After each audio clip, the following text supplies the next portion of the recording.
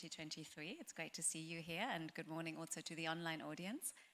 I have the great honor to chair today's session on the arts and science of using evidence, which is launched to related to a soft launch of an evidence map. I have four distinguished speakers here with me on the panel, and knowing them, it's going to be a very inspiring and stimulating session again today. If I start from the left-hand side, we have Promise Nduku, Deputy Director of the South Africa Centre for Evidence. Next to him, we have Rose Oranje, Director of Public Policy on Knowledge Translation, Head of the Kenya Office of AFIDEP. Then next to Rose, my dear colleague, Joseph Okeibuno, who is the Regional Advisor of Health Research in the WHO African region. And then next to me, Elawa Boeras, Director of Veredas. Quick background to the session. We as WHO, we commissioned this evidence map that is going to be presented today, which is really a global effort in view of covering evidence in high, middle and low income countries. More than 67,000 citations have been screened, so it's a massive undertaking in all official UN languages. And I'm very excited to be hearing a little more about it in a minute from Promise. But just to say that this global map is building on an African map that was developed by South Africa Center for Evidence. And we as WHO, we were particularly impressed by this map because it allows us to have an understanding of the available evidence, what works when it comes to interventions that promote the use of evidence. And that knowledge globally then also will allow us better to inform our own intervention as evidence to policy and practice community. So with this, let me, without further ado, hand over to Promise for a presentation and an overview of the map and also of the findings. So thank you so much, Promise.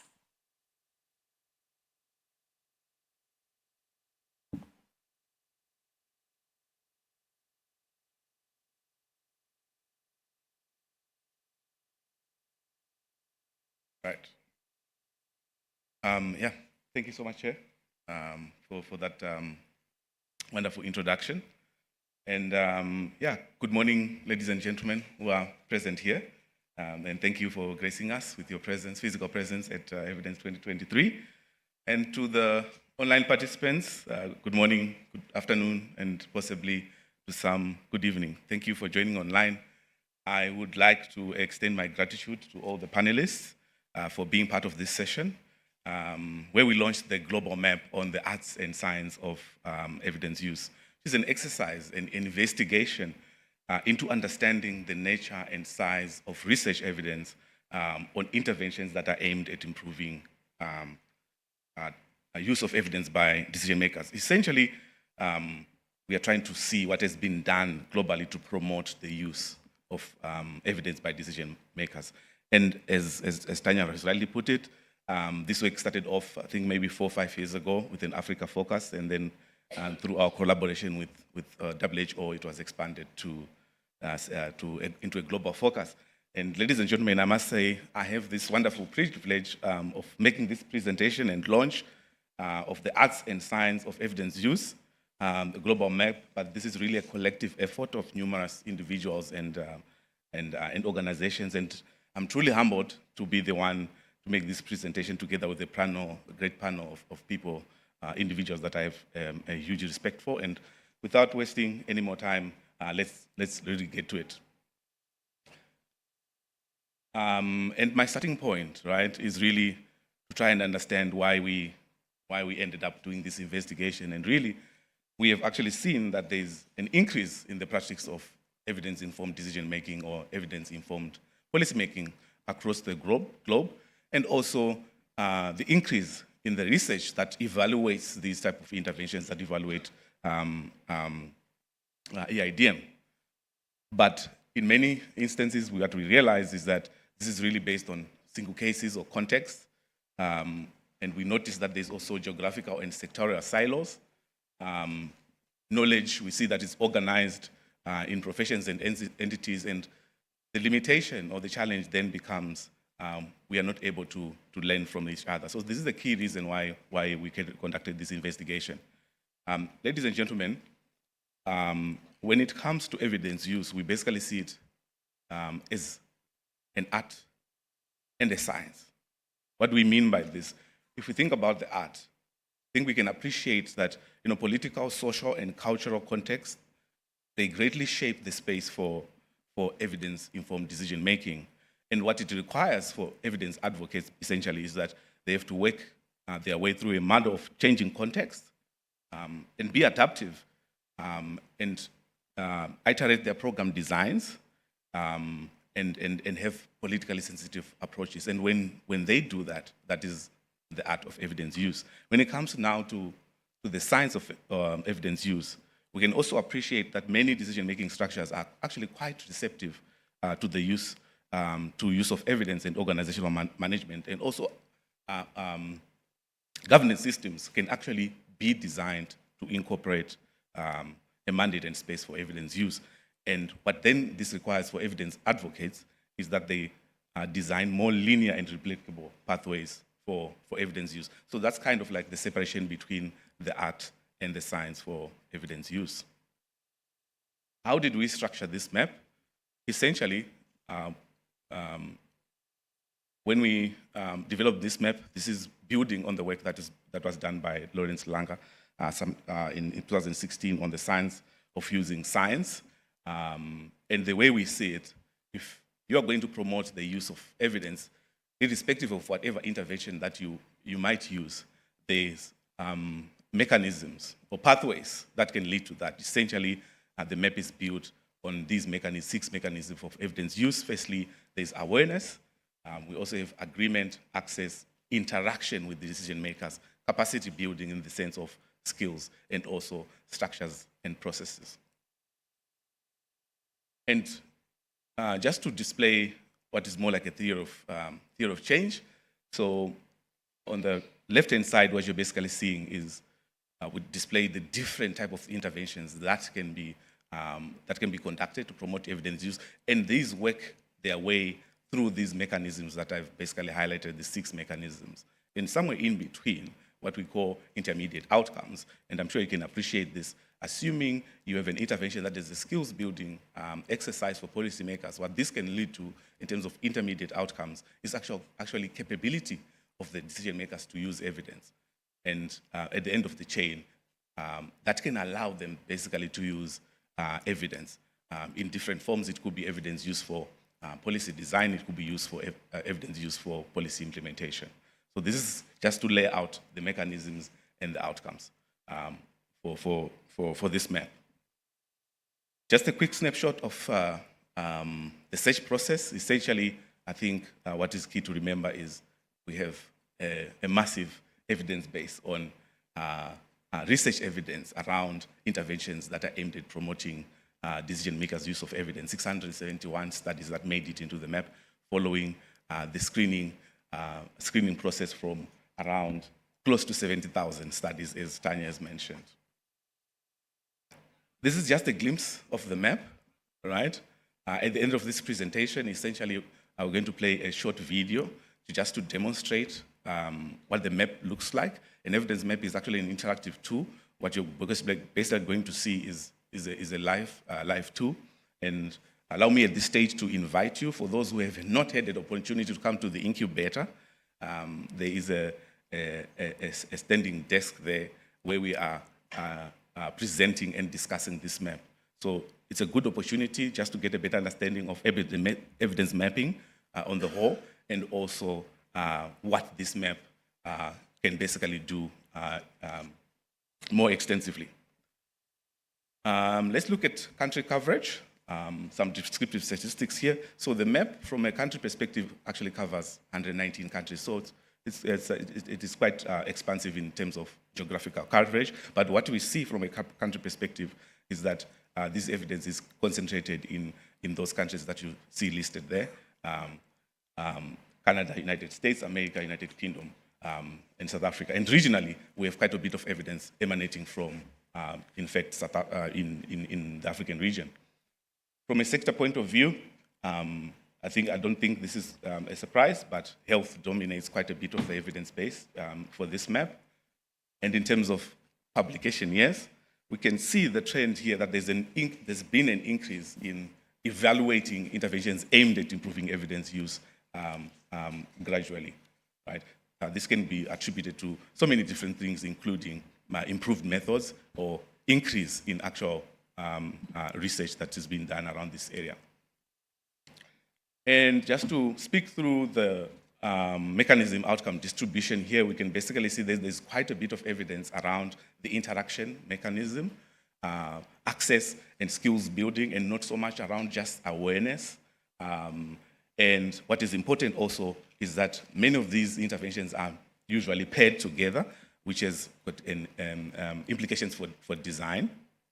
And also, from an outcome perspective, we see that there is quite a bit of evidence that, or research that evaluates evidence use for policy design as an outcome, and those intermediate outcomes that I've highlighted, right? And then when it comes to the separation between the arts and the science, we can see that there's relatively more evidence on the science as compared to the art. I think this brings me to the end of this presentation. Allow me, I'm strongly compelled in the spirit of Ubuntu to appreciate the many individuals that have contributed to this work. We have Lawrence Langa, who I work closely with at the center, Tanya from WHO, and my team. I wish they could be here. Thank you so much for all your efforts, and many other individuals. As Tanya has rightly put it, we conducted searches in 6 official UN languages, so you can appreciate that there's many individuals who contributed to this work. And special mention to 3IE, who pioneered evidence mapping generally, and also I like to call them my 2 good profs, Prof. Ruth Stewart and Prof. Sandy, for the continued motivation and inspiration in this work. I thank you. And if we have time, you can play the video. Hello again. So this is a promised evidence map of the 617 studies. As any evidence map, it's structured according to a matrix framework. On the left-hand side of this particular matrix, we have the intervention mechanisms for evidence use. It's 6 in total, starting with awareness raising for EIDM, going to agreement building on evidence and policy needs, towards number 3, access to evidence. Number 4 is where you'll find interactions and relationships between decision makers and researchers. Number 5 is capacity building, the skills to use evidence. And number 6 is structures and processes for EIDM, or institutionalization of evidence use. So these 6 intervention mechanisms structure the evidence base from an intervention point of view. On the top, we have the evidence use outcomes. They start with intermediate outcomes such as implementation, fidelity, and uptake, intervention design itself, and then going to the behavior change outcomes of capability, opportunity, and motivation to use evidence. The last 3 outcomes are the more final outcomes of evidence use for policy design, policy implementation, and then subsequently development impact. So this overall framework of EIDM intervention mechanisms and then evidence use outcomes does structure the 617 studies. So at a glance, you can see patterns in the evidence base, and you might have guessed that the smaller the bubble, the smaller the evidence base. So where you see smaller bubbles, like in this configuration, we have a smaller evidence base as compared to where we have large bubbles, for example, here. If you click on a bubble, then the evidence for this particular configuration opens, and you can see all the studies that are in that particular intersection, as well as some information about, some meta information with the title, the abstract, the author, and so forth. If you wanted to see all studies at a glance, you would click on View Records, and you would then see the 617 studies as a long list with the associated information. However, the real value add of having the interactive evidence map is for any person interested to tailor make it and play around with it. So say you were just interested in evidence on mechanisms that try to build interactions and relationship between decision makers and researchers, you could just go to this particular configuration and look at the 300 studies here. And further, if you were particularly interested how relationship building affects evidence use for policy design, you can then deep dive into this particular configuration. Another way to tailor make the evidence map to your particular needs is to use the filter functions. So you can click on the filters, and there you'll be able to filter for country, sector, region, WHO region, etc. So just to illustrate it quickly, for example, if you just wanted to see the evidence from Argentina, you would click here, you would update the map, and then you see the evidence only from Argentina. So that, in a nutshell, is kind of what the tool provides you with. You can see immediately that there's clear patterns in the evidence space itself. So we see how the evidence consistently drops off the closer we get to development impact. So there's much less evidence on how EIDM itself has downstream effects on development impact outcomes, such as increasing education, increasing well-being, increasing health, etc. Another clear pattern is that we see little evidence on the mechanism of awareness building and advocacy for EIDM, and also less on building agreement between decision makers and researchers on what constitutes relevant evidence and what is a good fit between evidence and policy needs. Where there's much more evidence is particularly on capacity building. You can see a fairly large bubble here. And an interesting pattern further is that if you look into where the art and the science of evidence use dominate respectively, we can see that a lot of the scientific knowledge is focused on evaluating capacity building interventions. So yes, this is just some visual patterns. Of course, this is a large evidence base, but we might still have missed any studies. So if you go through the map and you feel there's something we've overlooked, you can then click on Submit a Study, and you'll find the relevant information here. So yeah, in a nutshell, that is the evidence map. And yeah, we look forward of engaging with the tool and having your feedback. Thank you very much. Thanks very much. Thank you so much, Promise, for this presentation and this truly humongous effort in getting that map together and having that milestone achievement now with the map available. We are going to make it publicly available most likely within the next month, so please watch this space. And hopefully it will also not be just a one-time effort, but we would like to keep it living and updated in that sense. So in terms of the panel that we have here, the thinking is that we have 3 different panelists coming with different backgrounds. Of course, we have Laura here from Brazil. We have Rose from AFIDEP, so the African Institute for Development Policy, and my colleague then from the WHO Regional Office for Africa. And we would like to start off with Laura, the director of Veredas, to give some insights when it comes to the 6 different mechanisms and interventions that we heard of Promise when it comes to the experience in Brazil. Brazil really being one of the pioneers when it comes to evidence-informed policy making with the Brazilian Coalition of Evidence, also leading much of the work of the Latin American and Caribbean Evidence Hub, and then Veredas, of course, being one of the key players in that landscape.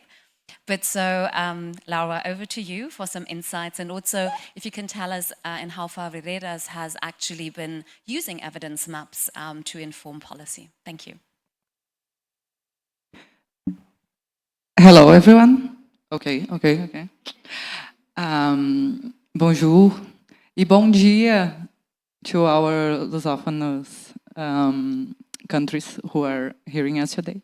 I am a Portuguese-speaking person, so very happy to speak with you further.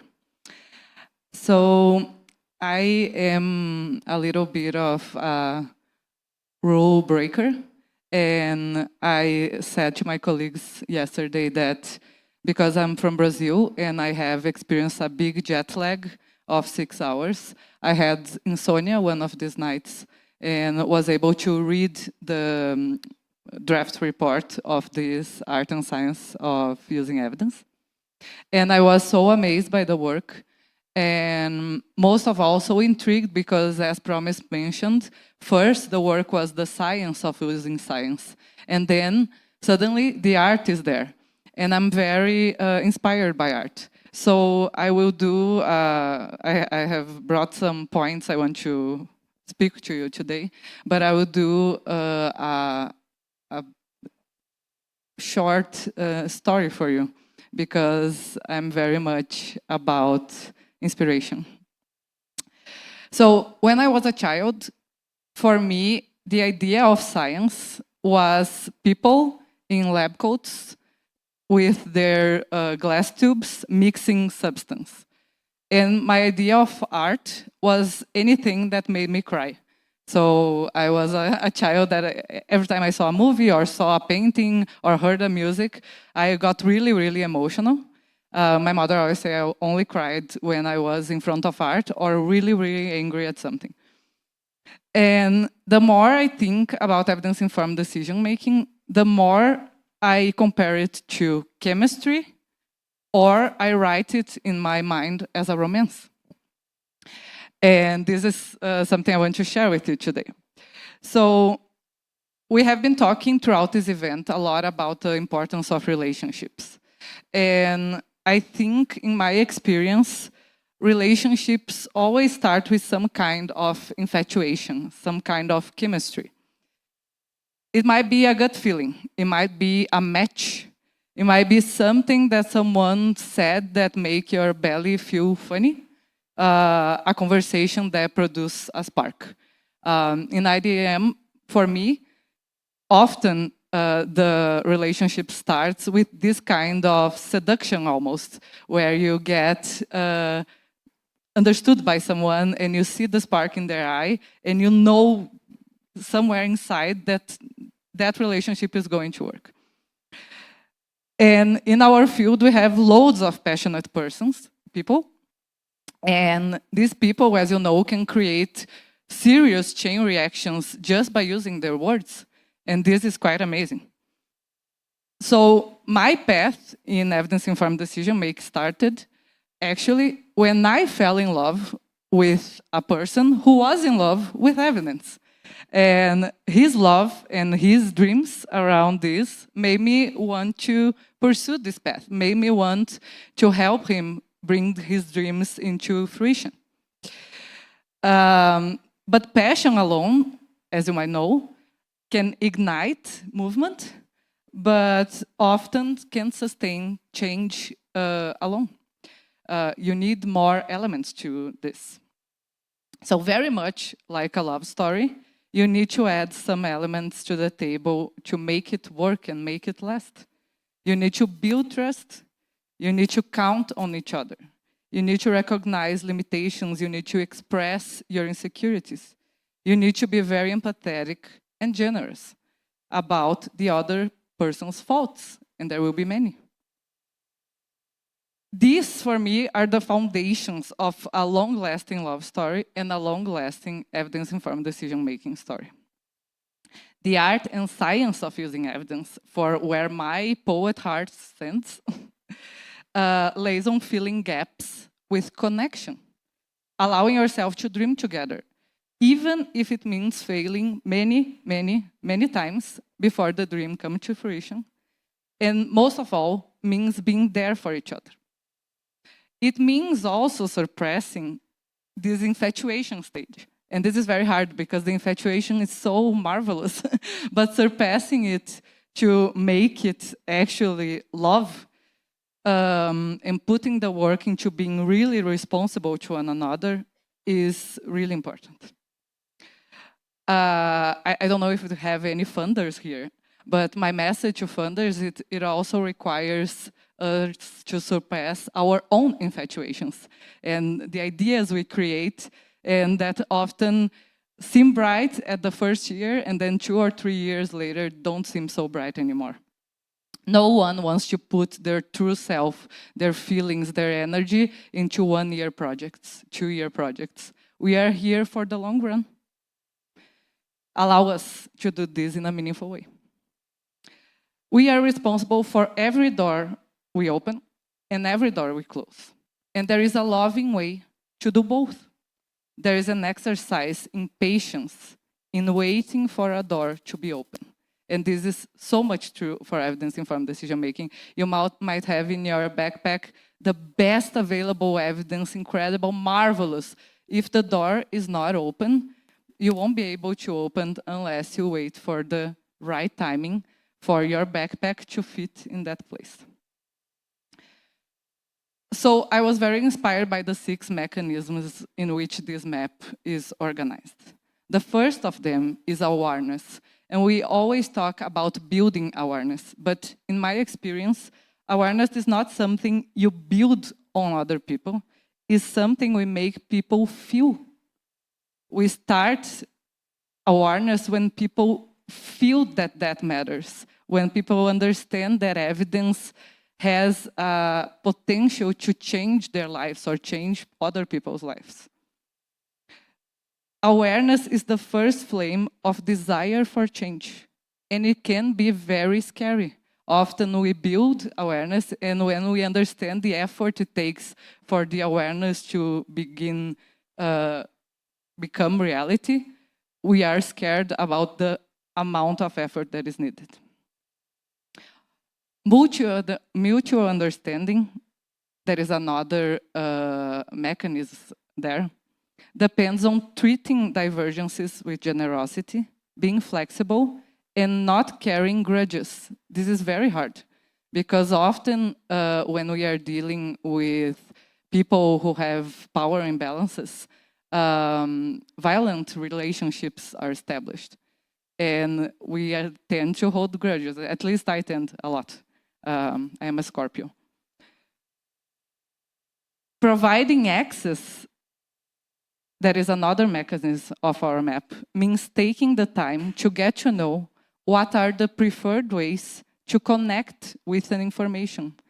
Means transforming this information in something that ignites action. Means accepting the types of information people tell you they need, and not the types of information that you want them to want. Interacting is even trickier. So this is a mechanism that we'll have a lot of information about in the map, thank God. But in real life, it's really, really tricky, because can we truly, truly interact when we are unequal in power? Can we promote safe environments so people can come as they are? Or is everything always a performance?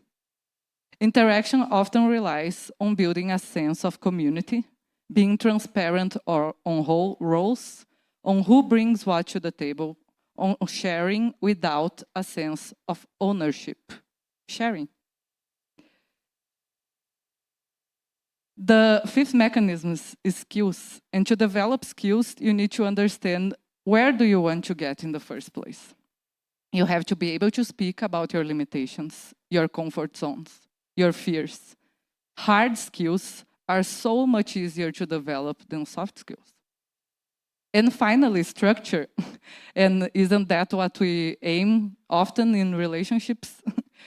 Means always returning to the foundation and making it always, always stronger. Supporting processes of learning, of failing, of fighting, of connecting, of loving, and caring without the fear of crumbling down. It's very hard to support the process of caring for people. When we go to a community, I was speaking with Professor Sandy Oliver about this. In Brazil, we work with people who are formerly incarcerated and their families. If I have 1-year project with them, they are connected with me for life. They are always a reference for me. I always care about them, and they will always care and remember about me. So how can I make this care into a long-lasting relationships, not dependent of projects? Well, as you've seen, I am a Brazilian, and I am a Latin American woman, and I am a Portuguese speaker. I am also, by African standards, a young woman, which I love, because in Brazil I'm not young anymore. And I have so many privileges, one of them being here, one of the only people in Latin America and the Caribbean here today among some fellows. But I also have a great fear of being misunderstood. For most of my life, I mimicked typical male behavior to receive affirmation in my communities. It took me many years to allow myself room to care deeply and communicate through this feeling. the most beautiful artists and the most creative scientists, and I would dare say the most engaged policymakers also. They share one characteristic. They want to be heard. They want to be able to speak in the best way they can and be truly heard. Let us train our ears to hear one another without preconceptions and without judgment. This is so important. We are always giving validity and certainty to what other people are telling based on the way they are telling their experience. This goes a long way, not hearing with judgment. The art and science of using evidence, for me, is the mirror of the human experience of turning passion into love, all of its pitfalls and all of its wonders. Finally, I want just to invite everyone to take a moment here and appreciate being here together in this beautiful, beautiful lakeside, learning to one another. We have so much privilege in our hands right now. How we will share this dreamlike experience with our peers? Can we look back to our path so far and identify who or what made us fall in love with evidence use? Does that initial spark still moves us today? And can we finally, please, recognize the power of dedicating time to help someone make their dream come true? This map produced all of these thoughts and emotions in me. And I hope when it's launched, you can dive into it and find your own meanings.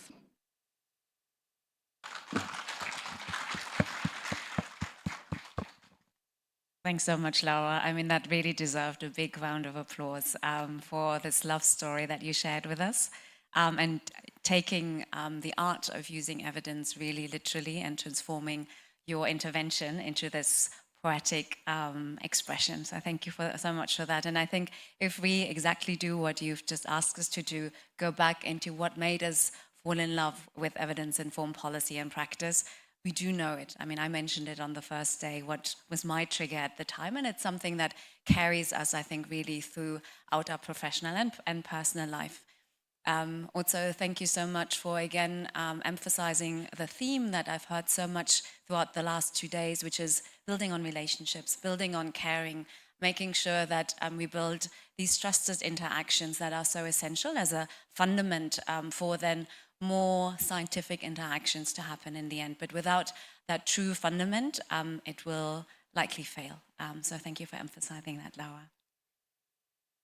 With that, let us move over to our next panelist, to Rose, and for Rose to give us some insights of the experience of AFIDEP, again, thinking about the 6 interventions, the mechanisms of the evidence map, how your countries and the experience that you have had were able to cater for those mechanisms, while secondly, also some reflection on the evidence map and how far in your experience evidence maps can really change policymakers' thinking, or maybe even beyond that, interventions, behaviors, policies. So Rose, over to you. Thank you. Thank you so much. And I have to say that it's hard to speak when Laura has spoken. Had we rehearsed this yesterday, we would have agreed that she speaks last. She did a very good rap and appeal, and just getting all of us to think, maybe it's actually the art, because what she's talked about is really the heart and the art of evidence use in decision making. It's really, really nice. I was like, I wish I could be able to express myself that way. But the problem is I can't even remember when I first fell in love with evidence. Kind of feel like I've always been in love with evidence. I don't remember the beginning. But thank you so much, Promise and the team, for this massive work. This is a lot of work that has gone into this. And thank you so much for producing this tool that I think is extremely useful in helping us understand the field. Just looking at the 6 mechanisms. But even before we get to that, looking at where the evidence is coming from. You know, I am proudly African, you know, and I wanted to see that map with a lot of evidence from Africa, because there's so much going on here, right? There's so much innovation on the continent. And so I think for me, what was going through my mind is that we need to do more. as people who practice in the space of EIDM, to document our experiences, importantly, even measure them and measure them robustly for us to get lessons that we continue contributing to building the field of EIDM globally, but just being able to see what's going on the continent. I was feeling bad saying that much of the literature is actually not from the continent. And I think before I also come to the mechanisms that I'll speak to a bit, reflecting on my experiences, what also struck me was the fact that there isn't much evidence on development outcomes. And so we do a lot of things, but we're not able to say these lots of things that we have done have actually gotten more kids in school. You know, they have gotten reduced maternal deaths, you know, in the health sector. And that's not our challenge. For me, I was reflecting back and saying, it's a lot of things, isn't it? We know that we are working in a space where that impact takes time. It takes time for you to get to a point where you can see reduction in maternal deaths. You can see more kids in school. So it doesn't take you 2 or 3 years. Many of our interventions, particularly those who work in the NGO space and your work is driven by grants, much of that will be 2 years, 3 years. And so by the time you're done, the difference that is going to come into development goals is going to come way after your intervention has ended. You know, and so you're not able to go back to say, okay, 5 years later, can we look at how my intervention has contributed to changes in development? Much of that time, particularly people in the space where I sit, often you have also moved on to other grants, you know, and so you don't have even the funds to go back and say, can we assess, you know, the impact of this work we did in 2013 to 2015? Can we now in 2023 assess how it has impacted development? It's also hard, you know, to assess that because there's a lot of things interacting to produce development change.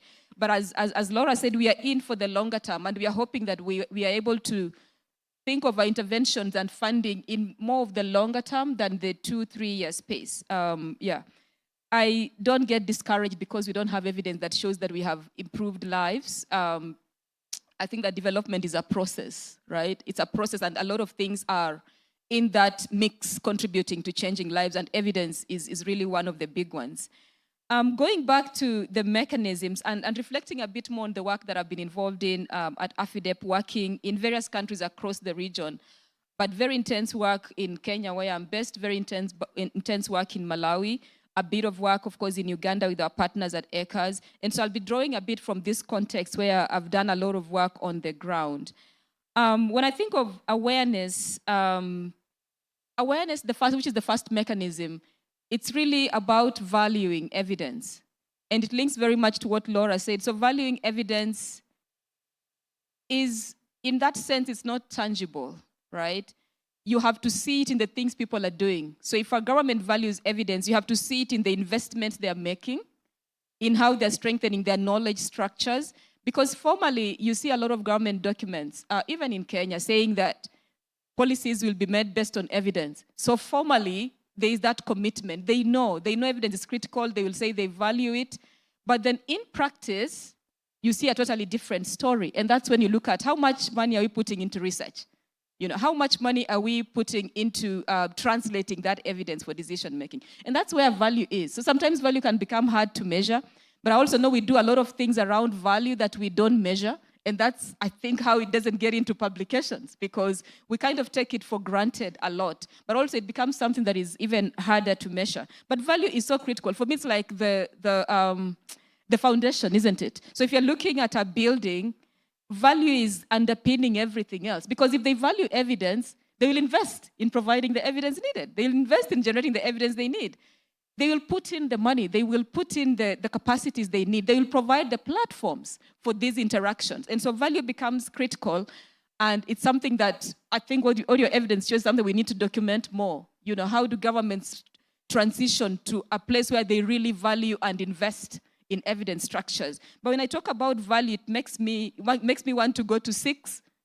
Because 6, so for me, value and 6, which is about structures and processes, are like often the elephants in the room.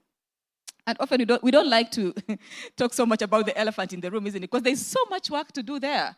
There's so much work for you to do to have a very strong value for evidence, so that evidence, has to compete with everything else. But even in that competition, if there is value for evidence, you see evidence competing much better than everything else. But then structures, it's really good to see that there's so much literature, but it seems to me that there's a place where we need to learn more. And so challenging all of us to look at those publications looking at structures. What can we learn? Because if we could address structures or have more interventions there, document, learn, and also do more about value, we would be able to contribute better to the other three mechanisms in the middle. And so a lot more understanding of changes, what structures are needed, but also how does that happen over time, and what are the enablers and what are the barriers, to providing the structures and environments that enable an evidence-use culture. There's, of course, politics there. Somehow I never finished talking about evidence, just talking about politics. But there's obviously politics in value. There's obviously politics in the structures. I'm not saying there's no politics in access, in interactions, and in skills. There is politics there, but when you come to value and structures, you see a lot more politics because of the things you want people to do to demonstrate that evidence is valuable, And we know that a lot of us often don't want to engage with the politics because it's harder to engage with the politics, right?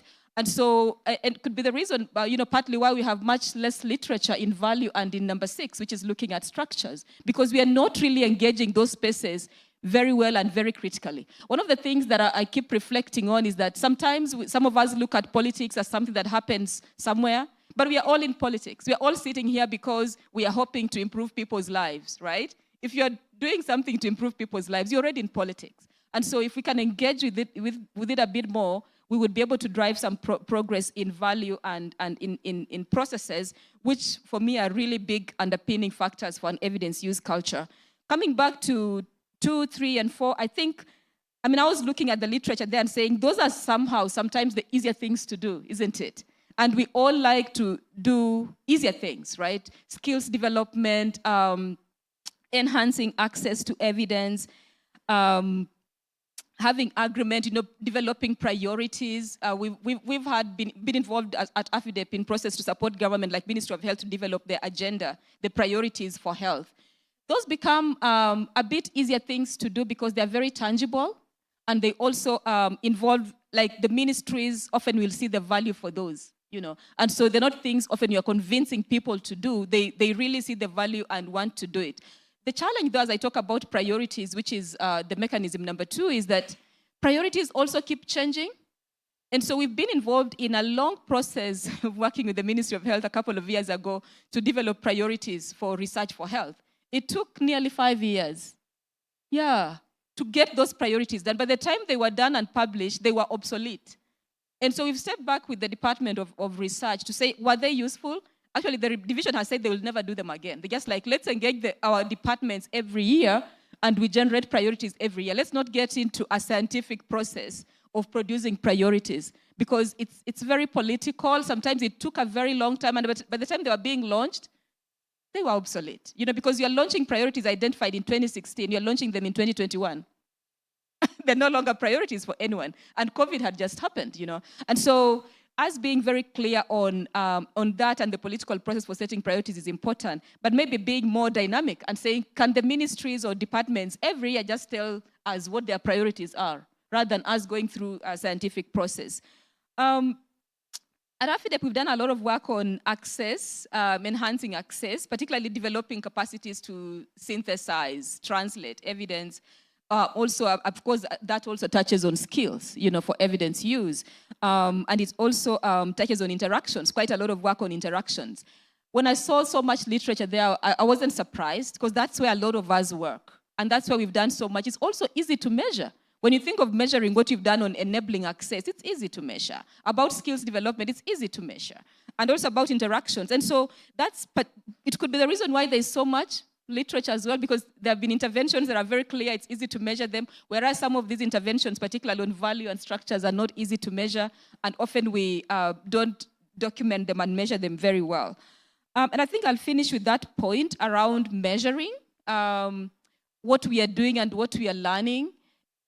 it does seem like it's one of the weaker areas. Just even having a clear monitoring, evaluation, and learning plan for EIDM interventions, which means a very weak area. I've looked quite a bit at the literature around training and mentorship for EIP or knowledge translation, and you find that the way we are measuring what we are doing and what the training is achieving is quite, sometimes the measurements are not very robust. The whole process is not very robust, And understandably, because capacity is also complex. It comes with hard skills, but also soft skills in terms of motivation and why I want to do this. But just challenging us to be a bit more robust so that we are getting lessons that, others can learn and we can contribute to building the field. Sorry, I'll stop there. Thank you. No, that was excellent, Rose. Thank you so much. Thank you so much for your intervention and really providing some real-life experience into the implementation of those 6 mechanisms, drawing on values, drawing on politics, which is, again, as you were saying, also the elephant in the room. But I found in particular very interesting, not only the aspect of measurement and that usually those aspects that are more easily measurable are measured, but also the structural barrier that you outlined, that if projects are just funded in the short term, then of course you will not look as an implementer into the measurement in the longer term, which is the impact that we are so much missing in the map. So thank you so much, Rose. Last but not least, Joseph, my colleague from the WHO Regional Office for Africa.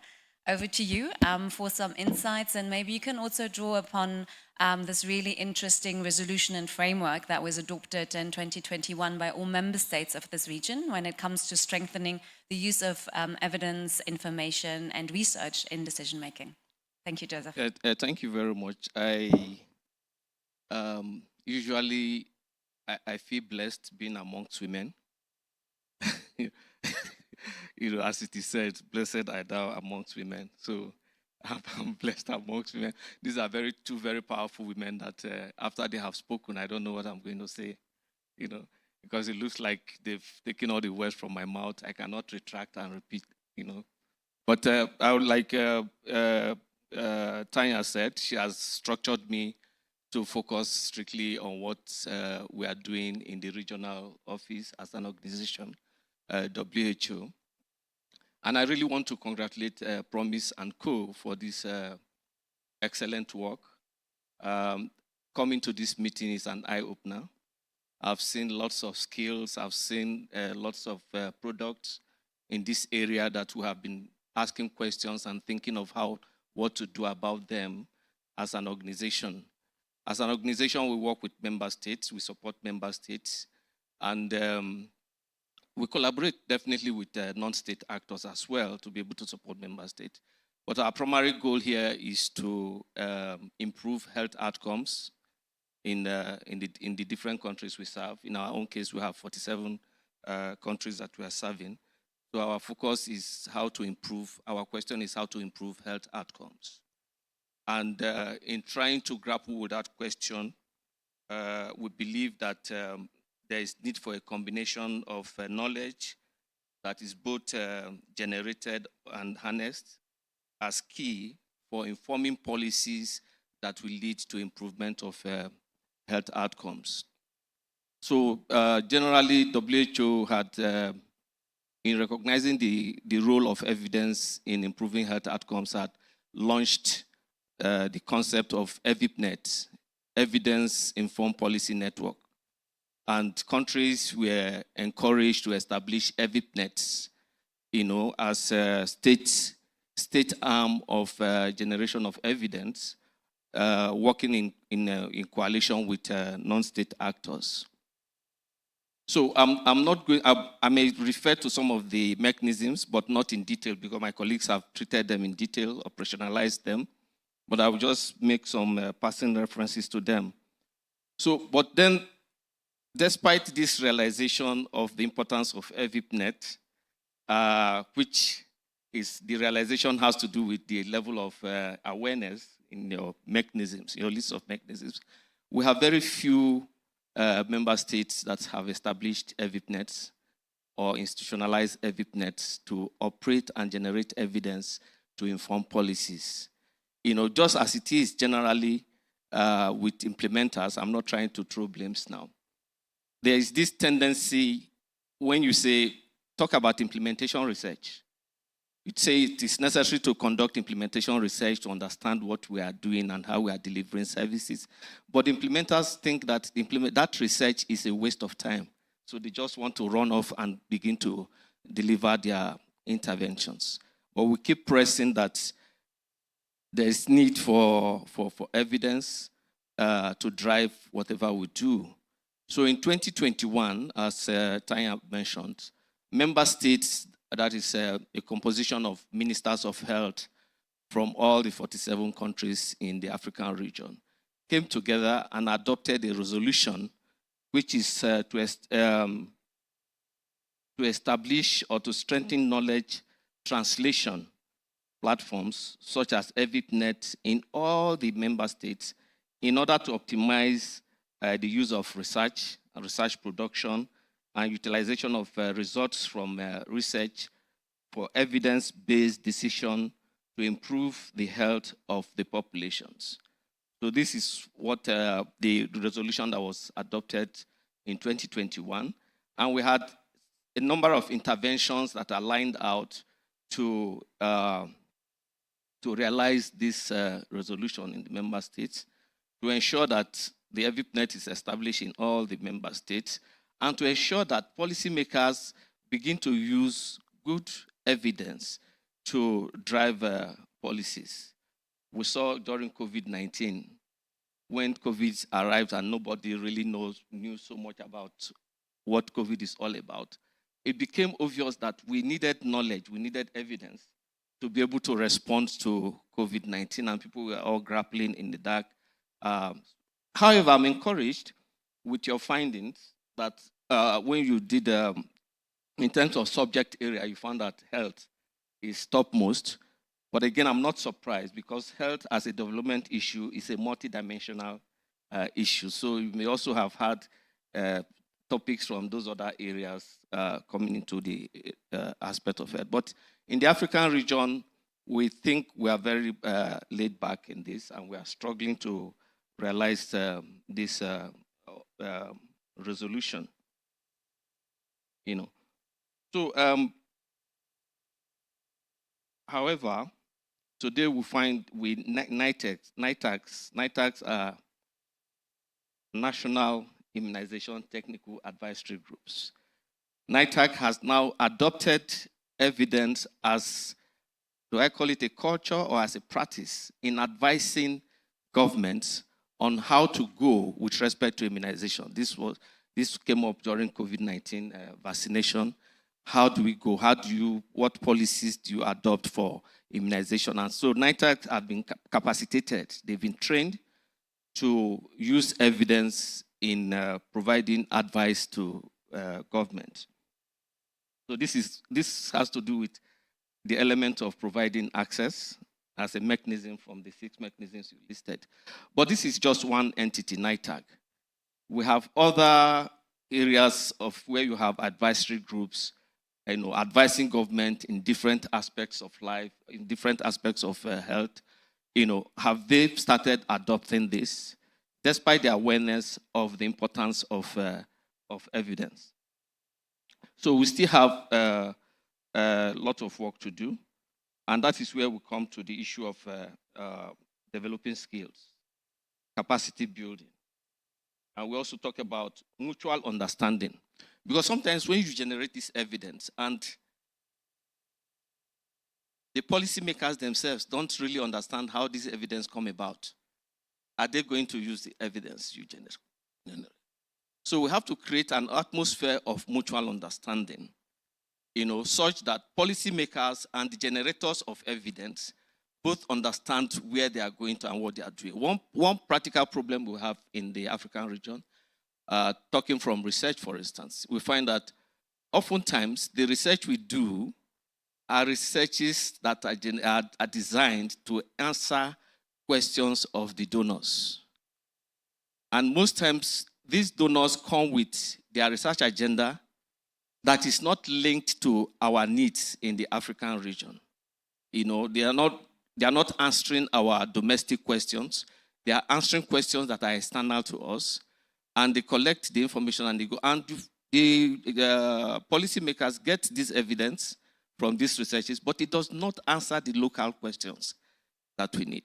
So we need to engage the policymakers and generate an atmosphere of mutual understanding for them to be able to use this evidence. But then they also need to understand the processes of generating this, and that's why I talk of capacity building. That's why we need skills development.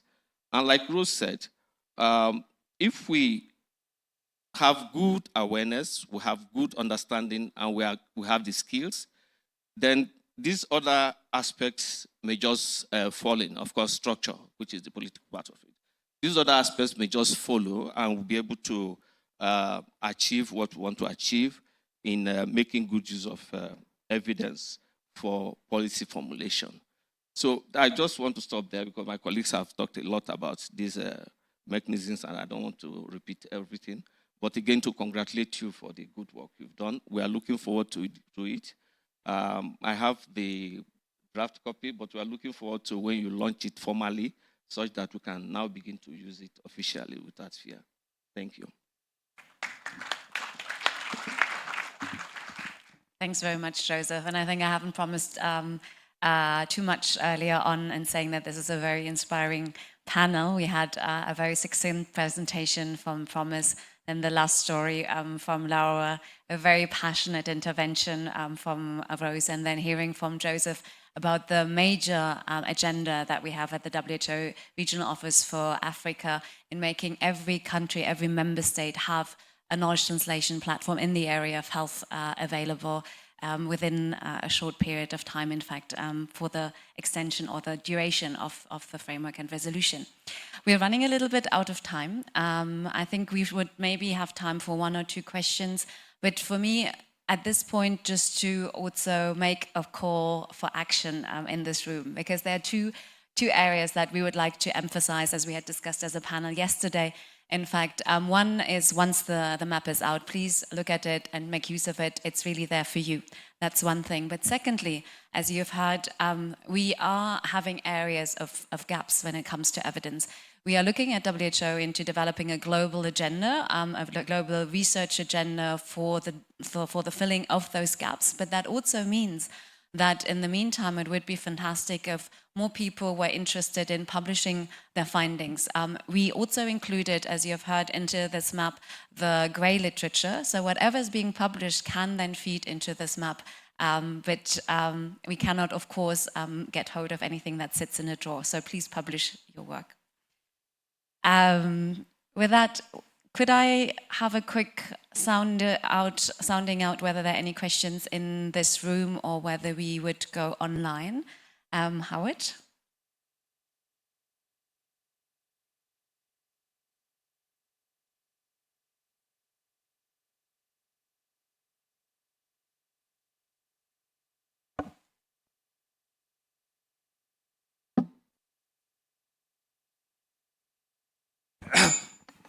Thanks very much, Promise, for a very interesting presentation.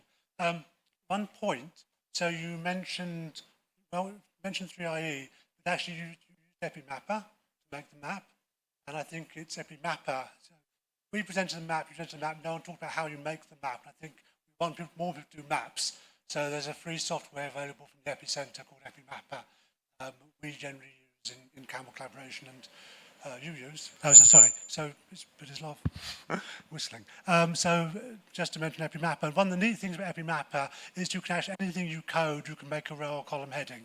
So we often have alternative presentation maps we do, and particularly one where we show the regions as the column headings, and then keep the same rows, and that shows the disparities between regions and evidence if it's the case. And in this case, a lot of African evidence, so that's good.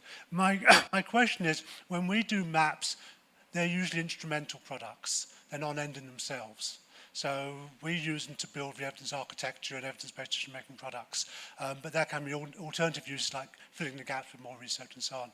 So I'd be interested to hear what your plans are for the use of the map. And one thing I would like to see is a typology of the different interventions used to try and promote knowledge translation and knowledge use.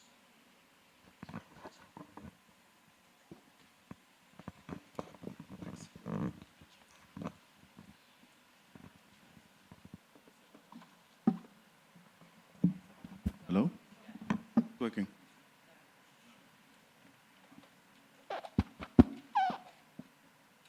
Thank you so much, Awad, for commentary and your question. How do we, the key one is how do we plan to basically use the map? Yeah, I think internally from our side, the idea is that we do a more in-depth investigation and do synthesis. I think we'll start with two key priority mechanisms. First one is access and then structures and processes. So just do a synthesis on them and try and see how effective they've been. As you are aware, evidence maps are used to support systematic reviews and synthesis. So that's like the plan, and then sort of develop guidelines around these specific areas. So we prioritize two and then move on to the other one in simple terms. Thank you. Yeah, maybe if I can add to that. So that, of course, different instrumental users of the map. One, which we're hoping that it's useful for you and other members of the evidence to policy and practice community. For us specifically, as Promise was saying, is using the map to then further develop systematic reviews in that field. That's one thing, but then secondly, also, I quickly alluded to it, one of the key mandates of WHO is to develop global research agendas. And not only global, we hope that this is also then triggering down to the regional level and hopefully also at country level. So we would like to use this map to inform the development of a global research agenda, which would be the first one that WHO develops in the field of knowledge translation of evidence to policy and practice. And we have a concept note for that. The mechanisms are ongoing right now, have been initiated. So that would definitely be a key instrumental use of that map as well. Good, so maybe we can ask colleagues whether there's anyone online available, or do we have a second question here in the room, in fact? No? Is there anyone online? I mean, we already have overstepped time anyway, so ideally, unless there's anything burning, crucial, no. Okay, so let me thank the panelists again and also this audience for having been here this morning. Thank you so much for your attention, and again, watch the space for the launch of the full map, and let us know how you use it, whether you see any room for improvement. It's really there for you, so we'd love to make it as user-friendly as possible. Thank you so much.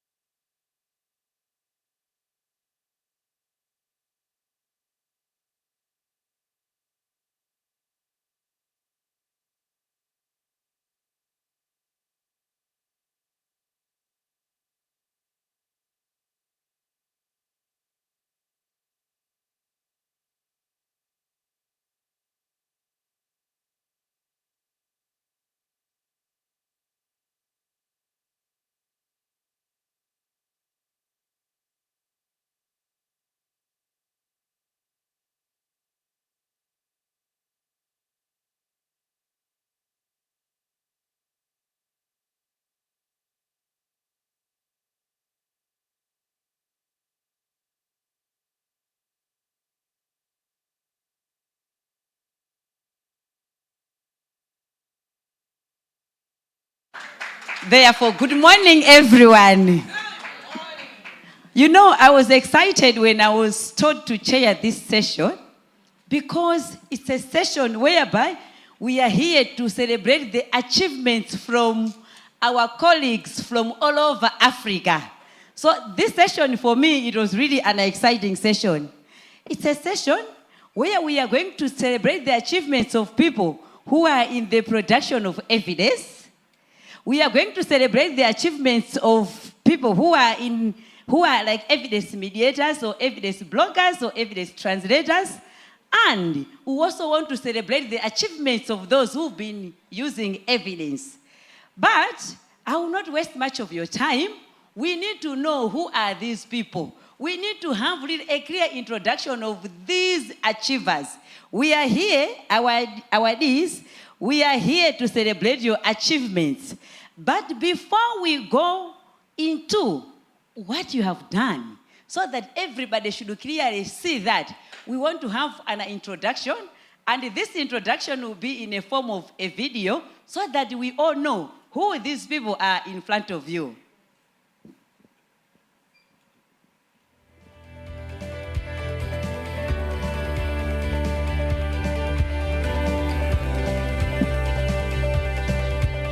My name is Deogracias Kundolo. I'm a Benin national.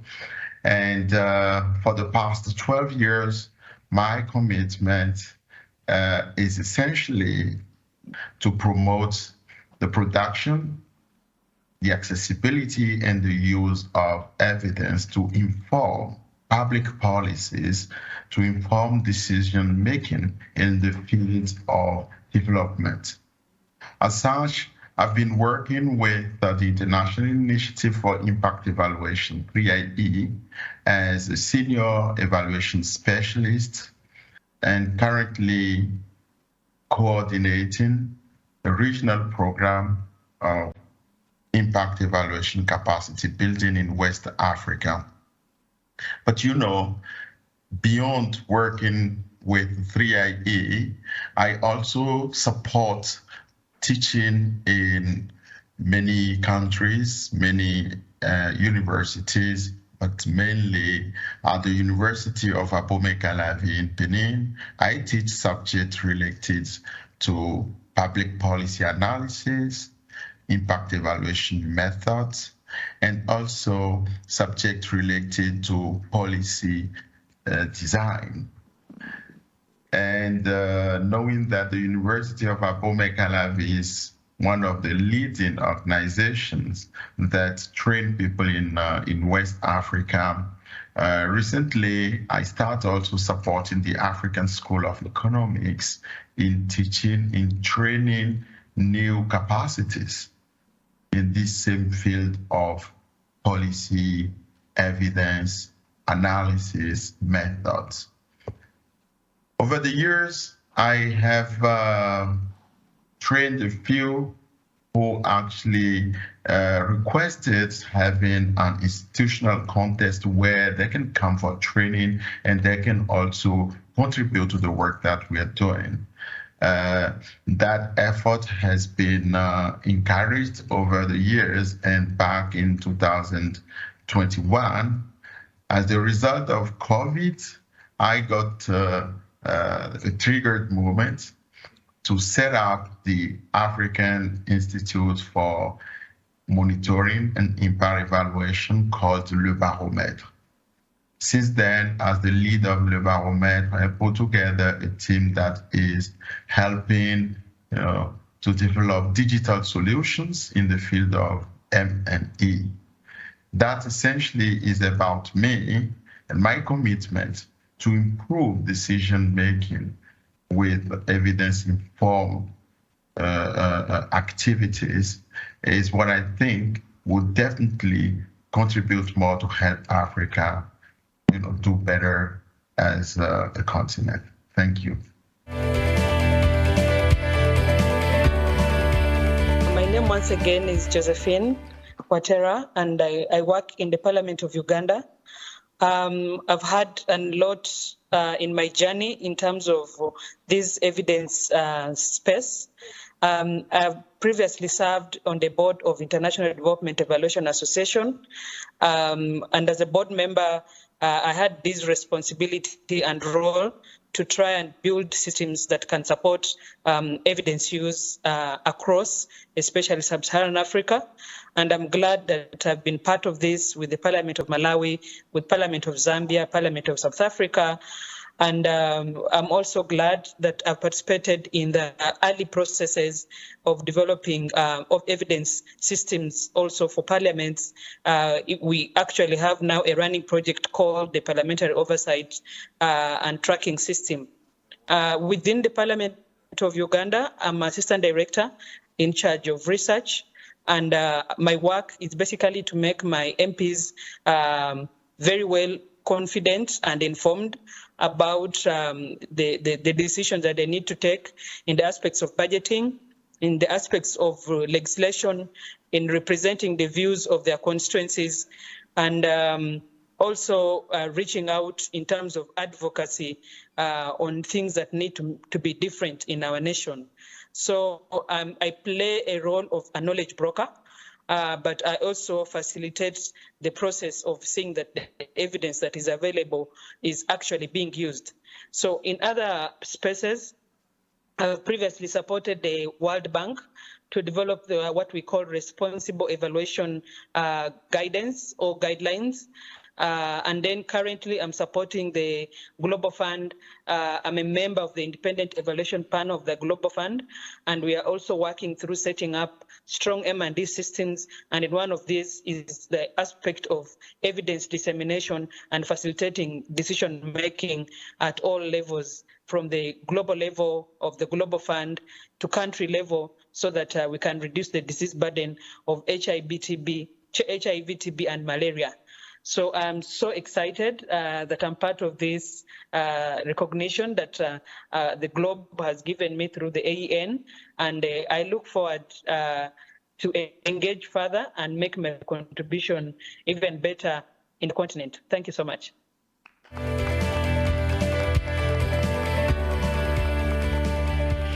So I'm Justina Onoma. I'm from Ghana.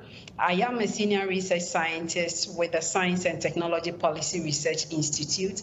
It is one of the 13 research institutes under the Council for Scientific and Industrial Research, CSIR Ghana. So we are actually mandated to carry out policy-related research that are in the area of science and technology. So one of our key activities that we do is engagement with policymakers at the highest level. We also contribute to the Science, Technology, and Innovation Policy of Ghana, which is currently under review, which we are also contributors of. And mainly in our work, we create forums for engagement. So in the sense that we organize policy symposiums, we do policy dialogues, and also we do a number of policy briefings. So you realize that as we produce the evidence, we don't just put it as an evidence in a book. We try to synthesize it in policy briefings so that it becomes easily consumed by the evidence users, i.e. policymakers. So that is what we do here at the Science and Technology Policy Research Institute. So we've even contributed in developing some new policies here in Ghana, which has been approved by Parliament, and we are very happy about, and particularly the aflatoxin policy that one of our colleagues led, which is a plus for us, because as evidence producers, what we excite about is for us to see that our work is being uptaken by policymakers or any other end user. So aside the science policy space, I also have a background in agricultural economics and development studies. So in my research, I'm particularly interested in the economics of innovation and development. So I also do a number of impact assessment as well. And I also like enterprise development and agricultural and rural space. So basically research, that is what I usually focus on. So let's say aside research, I'm also very passionate about mentorship. So I do a lot of mentorship, especially for our younger generation as well.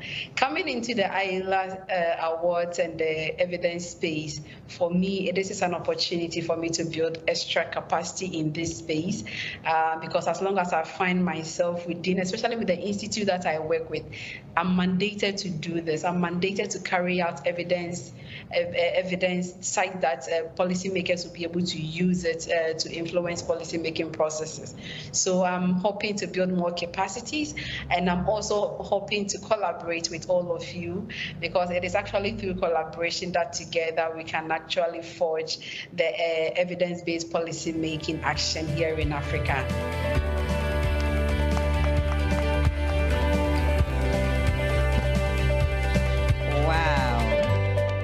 Wow, this was massive. Now, we've listened to your excellent biography, your excellent introduction. For now, we want to get more information about you, and I will start with you, Josephine. Share more about your work and how your work is contributing to the EIGM. Thank you so much, Chair and members, for joining us this morning. I work in the space of politicians, and so my space is that determines the end use of the evidence in terms of policy change and influencing advocacy and use in budgeting and legislation. So my work is to facilitate committees and members of parliament to have access to research information, and because we are an independent body in terms of our functionality, we are not subscribed to any specific party. So we are impartial and also multidisciplinary in our setup. So we are available when members of parliament need us on request, but there are times when we track the business that is on the floor of the House, and we are also able to support it through a proactive approach on what needs to be available for members so that they can be able to debate better. So in summary, that's what I do. Thank you. Thank you very much. Coming to you, Deo, tell us more about your work and how this work is contributing to IGM in the whole continent, actually not just your country, but the whole continent. Thank you very much, and thanks everyone. Really appreciate this moment. And it's a moment that gives me the opportunity to talk about the work that I do, but I would say the work that 3IE does to start with. I believe in that work, which is essentially to contribute to train capacities on the continent. As the head of the West African Capacity Building and Impact Evaluation Program, covering 8 Francophone countries, my work consists essentially on developing approaches that can help improve the technical capacities of different stakeholders in understanding evidence, in producing evidence, and in using evidence. But beyond that, one other aspect of my work that I like very much is the research part, because before you teach, you need to know what you want to teach, right? And my work allows me to do research, impact evaluation research, and for you to do impact evaluation research, one needs funding. And that's, in order to get that done, I've learned along the years and to build capacities of a few on how do you go out there to raise resources, to raise money for evidence-informed decision-making activities. That's how I eventually got to learn how to engage with Hewlett, how to engage with the Gates, how to engage with FEED in France. And while these are applied primarily to West Africa, over the years, we happen to be known and been invited by colleagues in Cameroon, colleagues in South Africa, colleagues in Zim, in Gabon, and in Nigeria. So my work becomes quite useful to others on the continent in general, which is very appreciated and helps also to realize how much we should remain humble in this field, because there's so much to learn about, no matter how senior you are already. And over the past few years, the Francophone Evaluation Network that covers beyond the continent, now we're talking about the global Francophone, identified me as a key person that they can also rely on, which is very appreciated. So being here today in Uganda is a way for me to hear an important voice about capacity building. It's like a center of so many other capacities that you yourself need to have first before being able to be put forward. Thanks to AEN, thanks for giving us this chance to do better. Thank you. Thank you very much. Now coming to our evidence producer, Dr. Justina, tell us more about your work and how this is contributing to the EIDM in the continent as a whole. Thank you very much. And I would like to pick from Dale to say thank you all for voting us to win these categories. I think it was very competitive. And I always say that though nobody goes into election to lose, but honestly, we didn't know how we were going to win because there was no platform to campaign or anything. But I'm sure you saw our profiles and then you got interested in the work we do. So we want to say thank you so much for the confidence in us. This is a very great opportunity for us as well. So we are humbled and we are grateful. So coming back to the work I do back at the CSIR, and this is to lay a disclaimer that CSIR Ghana is not a branch of CSIR South Africa. I've had this comment over and over again. It's also independent CSIR, just like CSIR India. So we are the Science and Technology Policy Research Institute under the CSIR, under the bigger CSIR. We are one of, CSIR actually has like 13 research institutes under the council in Ghana. So our institute is actually mandated to produce knowledge-based research that contributes to policy formulations. That is our key mandate, and that is what we're supposed to do.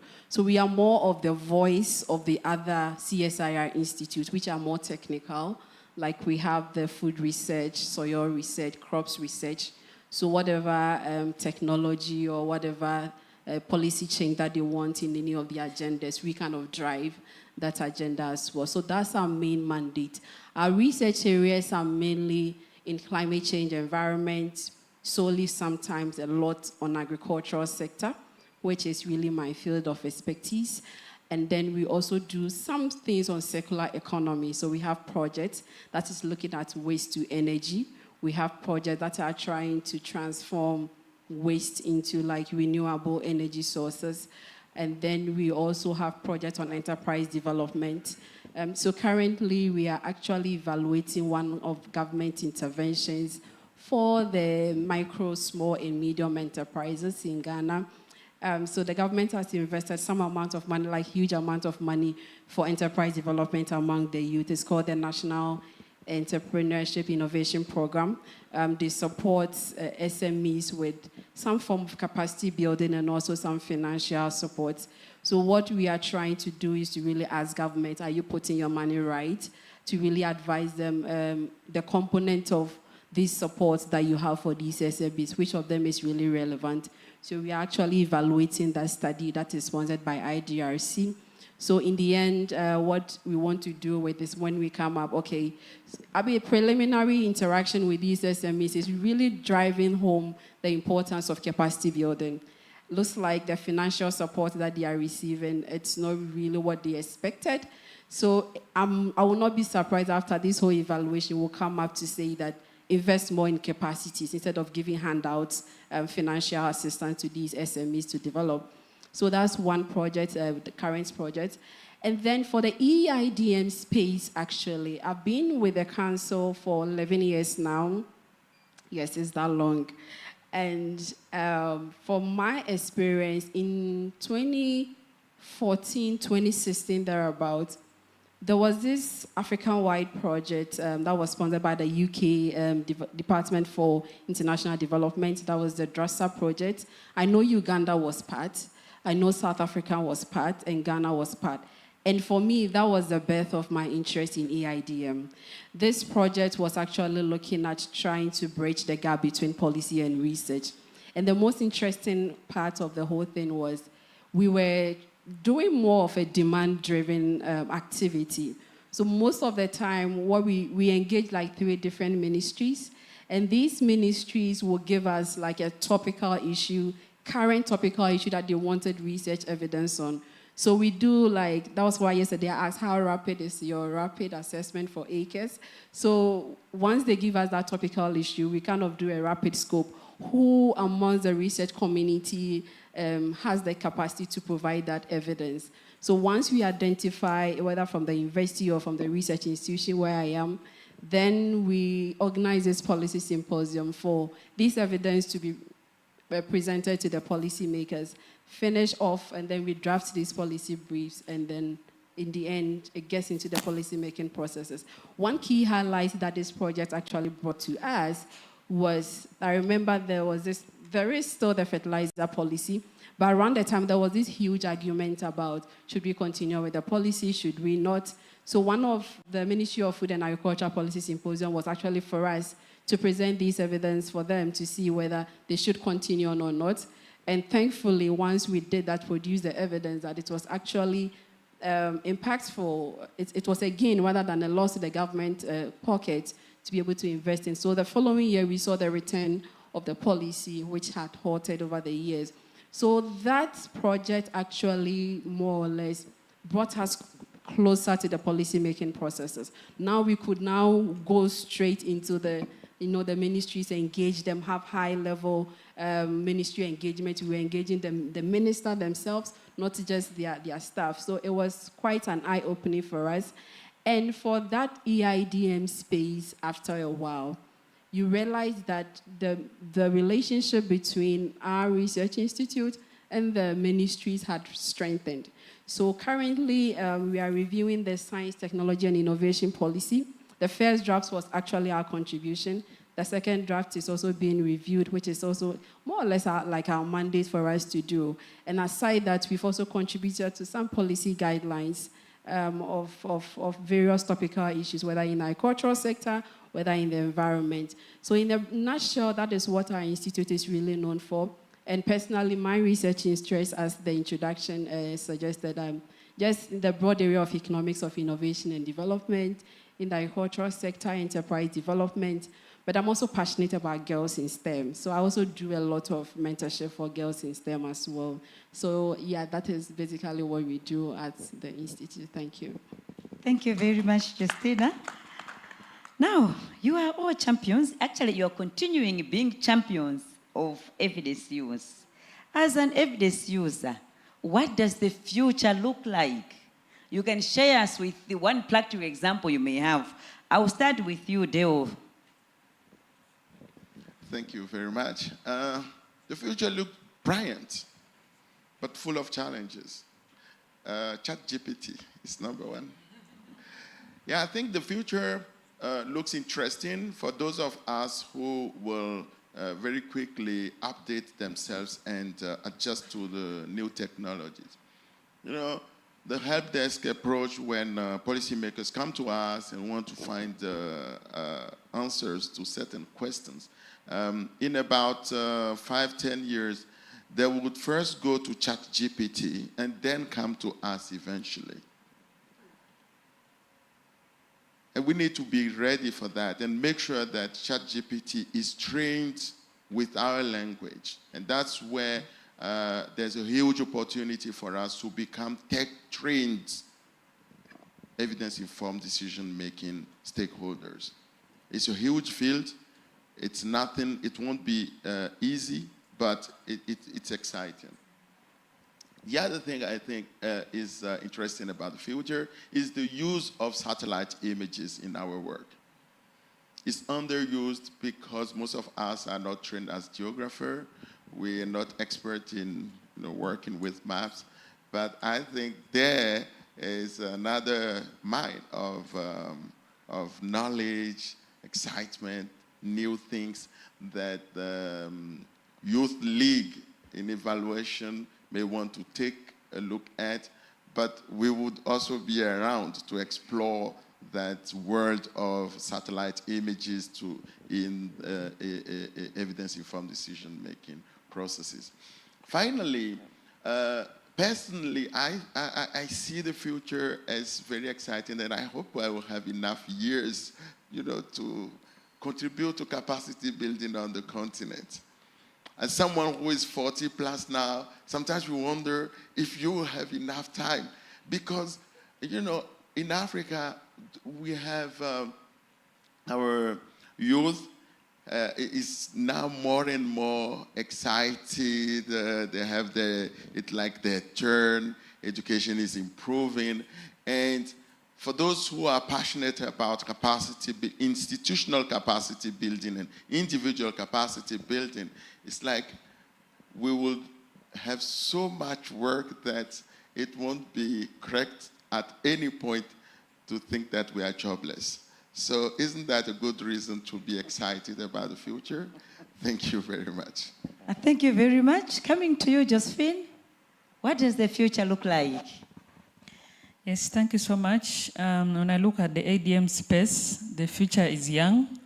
There's need to invest more and build more interests among the young people, the young and emerging evaluators and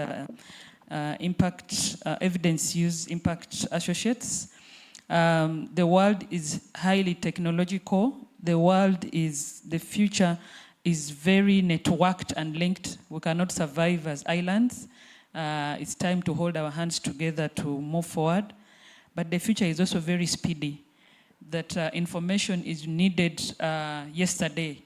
And so if you delay with what you have on your table today, thinking 1,000 times, should I give it out, should I not? People are getting options, and some of these options are really not evidence-based. There's a lot on social media, there's a lot that people just put it out there. And it is us to now run after this timeliness and ensure that we can fill in this gap before even the need arises. The future is also very protective. We see a lot of countries having legislation on privacy and data protection. And so even when we want to reach out to do much more, we need to be cautious that the space that we're operating in is not just not just open. We still need to protect ourselves as evaluators and as the evidence users. Lastly, the future looks very south. There's a shift that is moving away from the north, and people are realizing the potential that is hidden in the south part of the world. And you've had all this discussion on decolonization. So the future is looking very south, according to me. Thank you. Thank you very much. Now, finally, with you, Justina. How does the future look like? I think I want to be a bit more positive.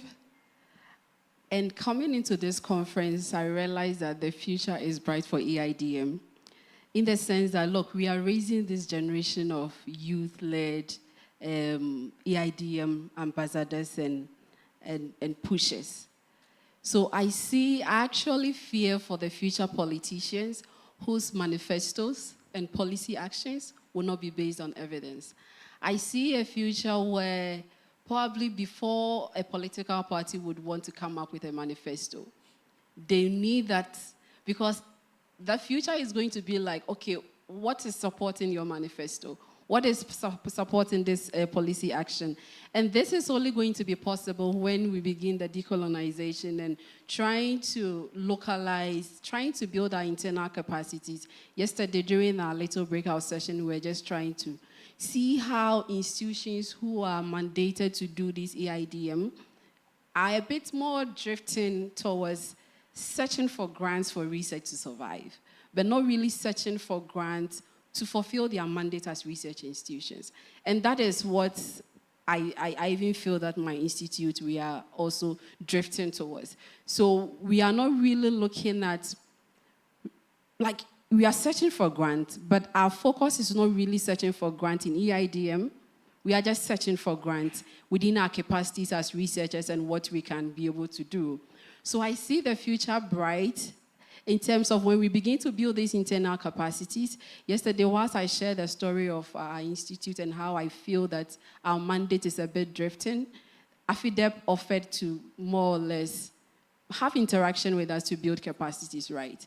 So I feel that what AEN is doing and what all the evidence kind of platforms and evidence groups are doing, in the near future, we are going to have generations who are also into the policy-making processes.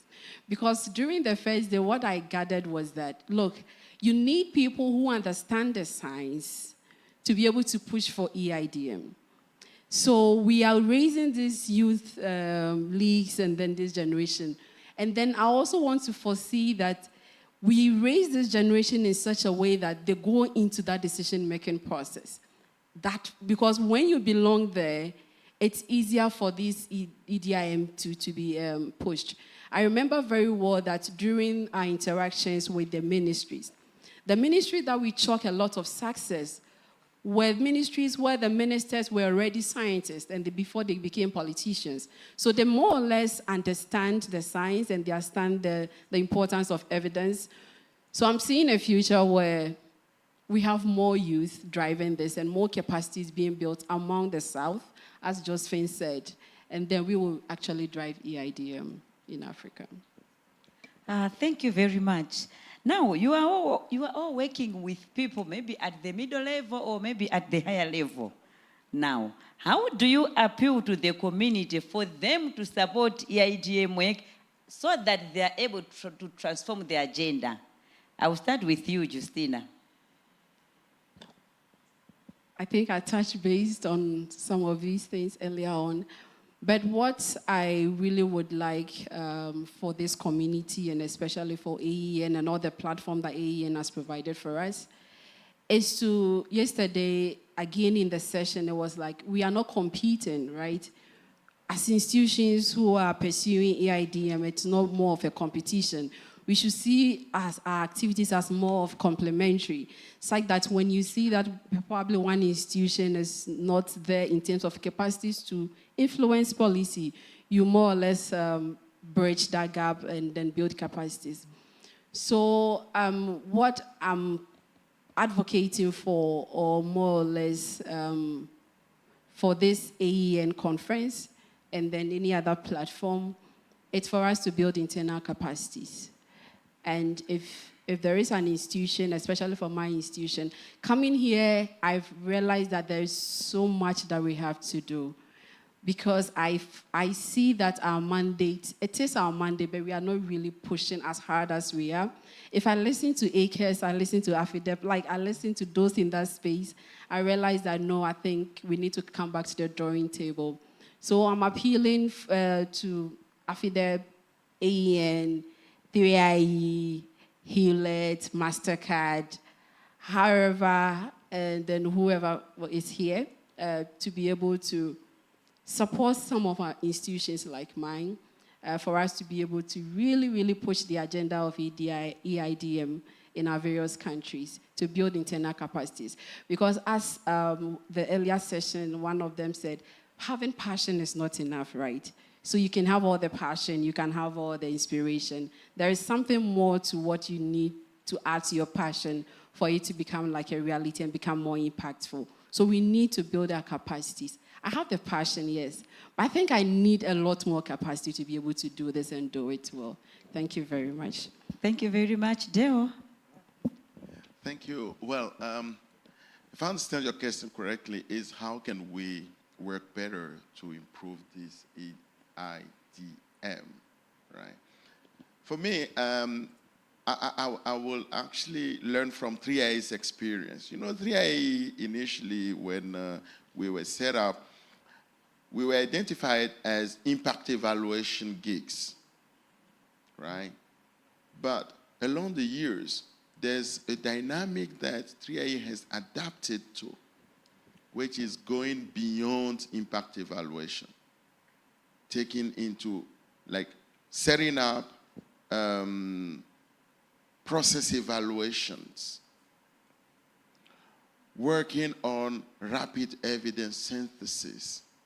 That adaptation is much needed at individual level, here in this room and beyond, for us to be able to respond to the needs of decision makers, to the needs of our population. But if adaptation is key, it's important to also realize that we can't do this alone. We need to partner. We need to have networks and to be active in our networks. So partnership is essential. And there again, I see 3IE over the years working more with organizations that are grounded. And your comment or request, let's get more support in terms of capacity building, but in terms also of research. South-South research, South-North research are much needed in the future so that we can advance the overall objective, which is, well, evidence-informed decision-making to improve the lives of our people, and not evidence-informed decision-making for any other goal. Is to improve the lives of our people. Partnership, adaptation would be essential. Thank you. Thank you. I'm coming to you, Josephine, but then I will just give you 30 seconds to tell us about how we can appeal to the community. Thank you. I will just appeal for more action than talk. There are a lot of things that we've already done at continent level. Systems and processes that AEN, for example, has put in place, the labs, the maps, and the frameworks. It is time for us to get them going. And another important one is the Africa Evaluation Principles. I don't know how many of us have access to this. Get to know what is there and how to apply this to your context. And we also have the Val Indigenous Protocol. Get to know how to use and engage as an indigenous evaluator in the community that you are operating in. Thank you. Thank you very much. In a summary, I want you to summarize this. We've heard the excellent work you're doing at country level, at national level, and at regional level. In a summary, what is the state of EIDM at your country level? 30 seconds. Justine, I'll start with you, Justine, and it's strictly 30 seconds. Thank you very much. So state of EIDM in Ghana, I will say that we've come a long way. The Parliament Research Department is actually doing a lot. But the question is, do they really listen to even the research evidence that is coming from the research department in Parliament? I just chanced on a policy brief, just briefly, like 20 seconds. I just chanced on a policy brief in the research department that was advocating for a 0.5% tax on e-levy. Meanwhile, the government has already, like initially had a 1.75%, and then now they've reduced to 1.5%. So the evidence is telling the government that when the levy is 0.5%, it's enough to generate revenue. Yet government is sticking to 1.5%. So the question is, yes, we produce the evidence, even within the research department, but the politics and policy process is still a challenge. So it's something that we all need to contribute to more or less advocate more for the evidence to be taken up. But we've come a long way as a country. Thank you. Deo. Well, thank you very much. In Benin and in West African region, what I see is that we have champions of evidence-informed decision-making. In the government of Benin, we have quite a number of senior officials who support evidence-informed decision-making. But there's still a long way to come to the culture of evidence-informed decision-making. That's internal transformation is what we need to work on in order to move from individuals' behavior to support to the whole system supporting evidence-informed decision-making. That's where the culture transformation is, I think. Thank you. And finally, Josephine. Yeah, thank you so much. Uganda has also come a long way for many years. We have the national M&D policy, we have the Office of the Prime Minister as our coordinating agency, and then there's goodwill at the political side, both from the executive and from the parliament, and the technical units being equipped at different levels. We have the service college under the Ministry of Public Service that equips officials in M&E and evidence space. And also we have a good, strong civil society space that is doing what they can. We all, of course, aspire for the better, that what is being processed can actually be put to use so that we have a better world. Thank you. Thank you very much, our award winners, our champions. At this time, I'm sure we've all seen that it's not just a matter of celebrating with them, but also giving due regard to our values in championing evidence use at all levels. At this time, I want to ask you to give us a clap of hands offering to our champions.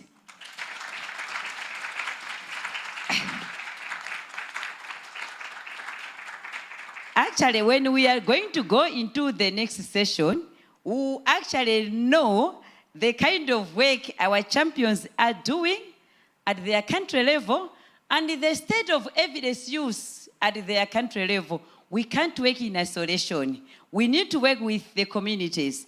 We need to be at the center of politics if we are to champion evidence use. At this time, we've come to the end of our session. Thank you very much.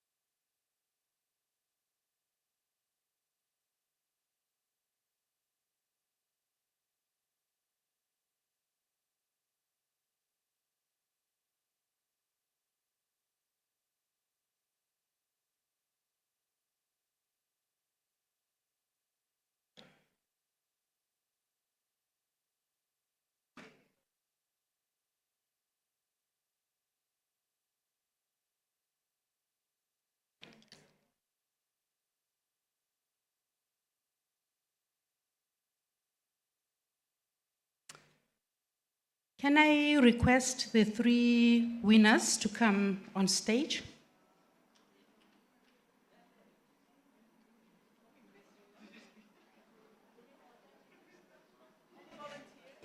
AN Africa Evidence Network Winners 2023. On stage, please.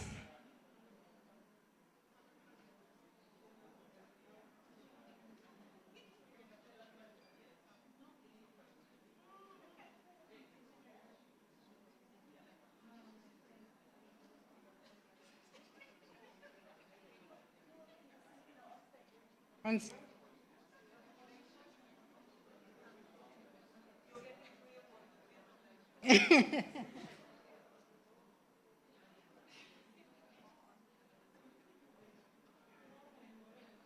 Where did they go? They went out.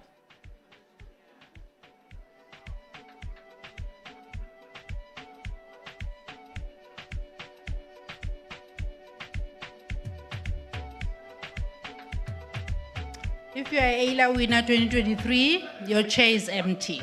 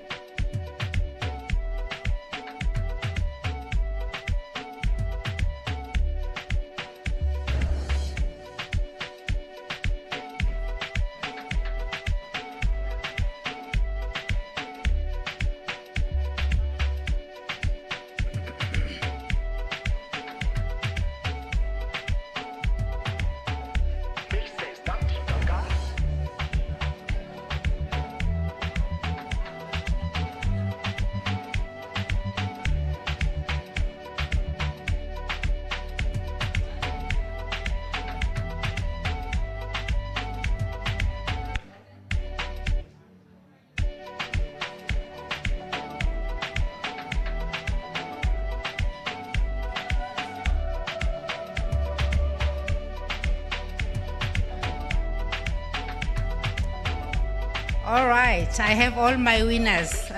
Good morning, everyone. This is the most exciting session for the Africa Evidence Network. It's session 21, where we are giving awards to our 3 Africa Evidence Leadership Award winners 2023.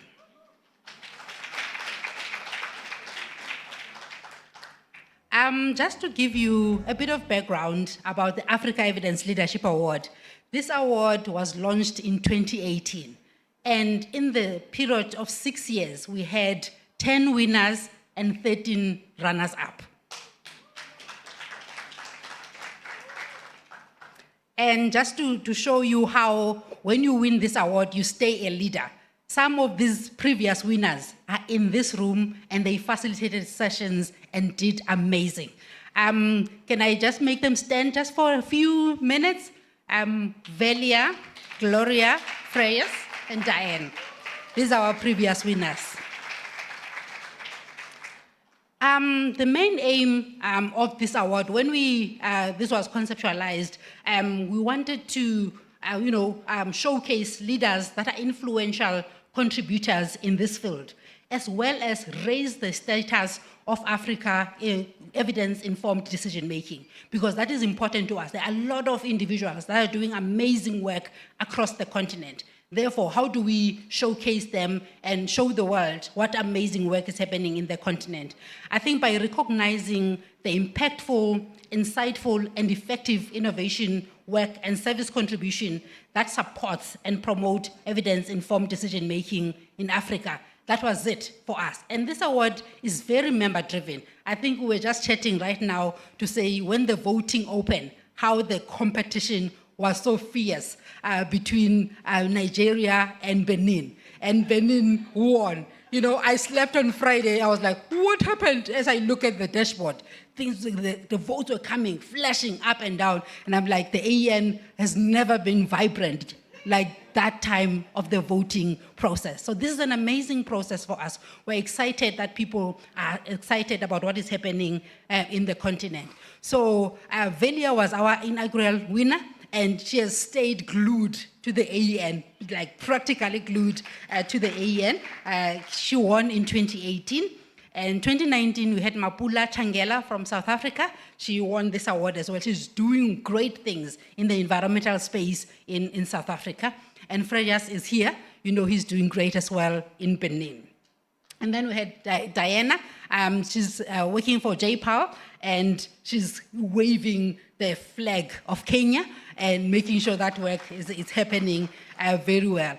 And for the first time in 2022, we had 3 winners. And we have 3 categories: evidence producers, evidence users, and intermediaries.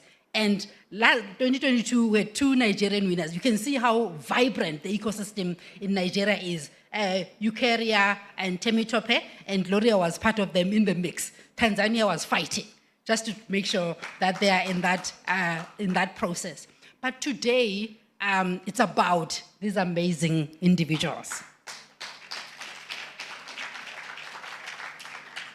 And I would like to call upon Rona, our co-chair, so that she can hand over their shining trophies that they will take home and remember this day to say, I was recognized by the Africa Evidence Network, therefore I want to contribute the best way that I can in EIDM in the continent. Thank you. All right, our first awardee is Justina Onoma. She won in the category of evidence producer.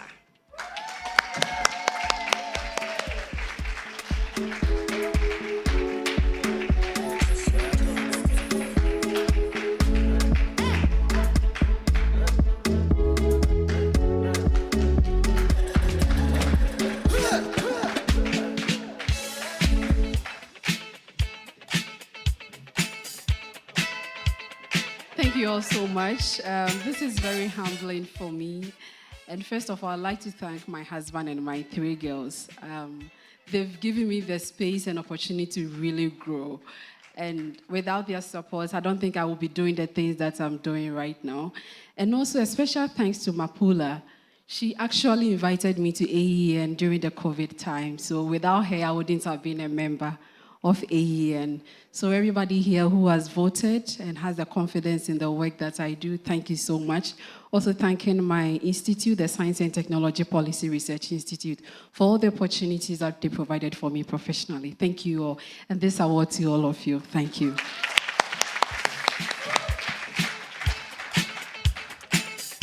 Our next winner, Deo Gracias Hondolo from Benin.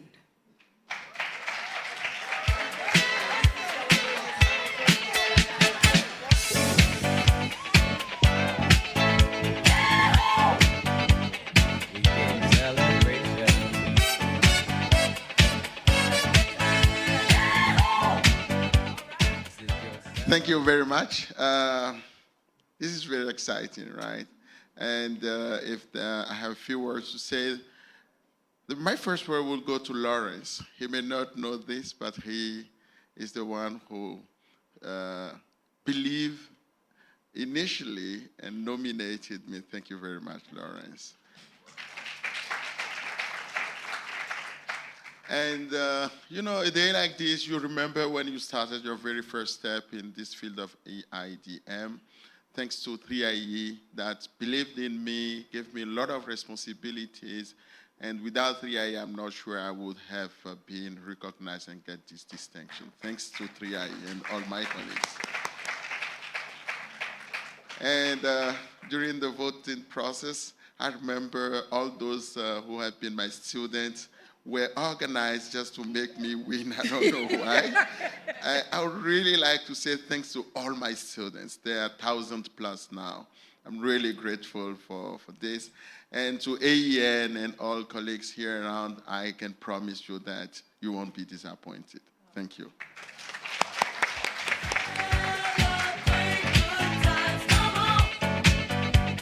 It's a celebration. Our third winner goes to Josephine Watera. She's from Uganda. A dedication to last throughout the years. So bring your good times and your laughter too. We gon' celebrate and party with you. Come on now. Celebration. Let's all celebrate and have a good time. Oh my God. Thank you, AN members, for this award, for the many years of service and the different engagements that I've undertaken in this space to be recognized. It's so humbling. I also want to thank Lawrence, my nominator, for making me to be seen. I want to thank people that have worked in this space under the Uganda Evaluation Association and the Parliament of Uganda, who also made me to be seen by the world. And other players like Ian Goldman, he's not here physically, he's my supervisor for my PhD, who has pushed me every other time there's an issue that relates to evidence use. He's always there in my space. And lastly, Ruth, who was the brain behind this AEN and getting us to this point where we have this award. I really thank you so much, and I want to thank God, and just to promise you that work just got started. Thanks. Let's celebrate. It's all right. Thank you very much, everyone. Now that you know who the champions are for 2023, look, be connected to them, see what the work that they are doing, see what the AEN is saying about them. We're going to follow them for the entire year to make sure that they are doing great and they are supported in being great champions in this space. So thank you very much, everyone, and congratulations to our Evidence 2023 winners.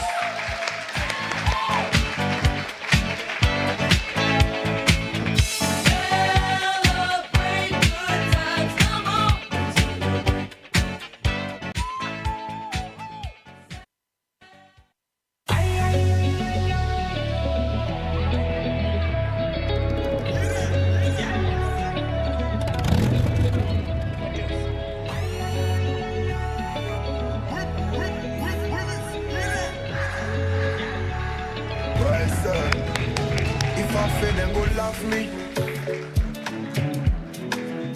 Now my mama now him bath me. Them is excuse they slap me. Same people when I turn they go yab me. Alright, tell me where them they.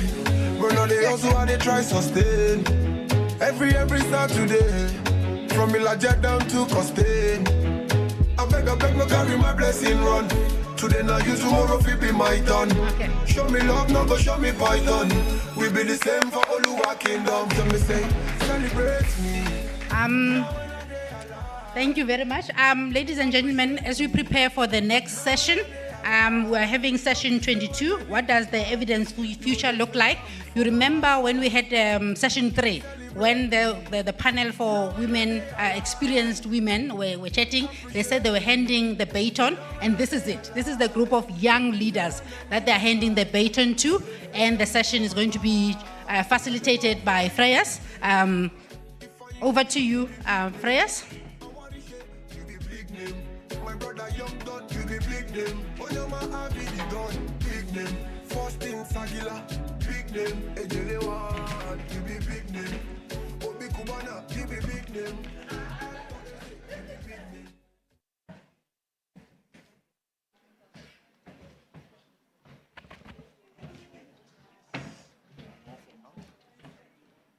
Thank you very much, Siziwe, and congratulations again to our winners for this year, AILA winners. Can I invite my panelists to join right from the beginning? Charity, Hazel. Hello, are we together?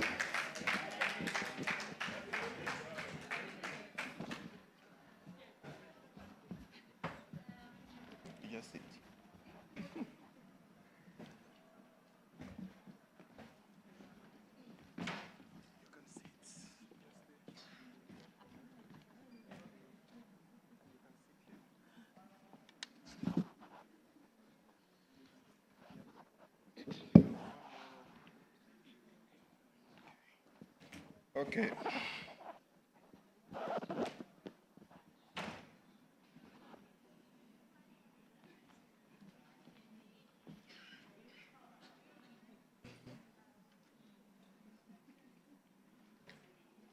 Thank you very much. As Sisiwe has mentioned, we are toward the end of the conference, and it's such a great honor for me and for us to be sharing this this panel. Is the last technical panel. The last one is the closing. So we are very honored and excited to be sharing this session.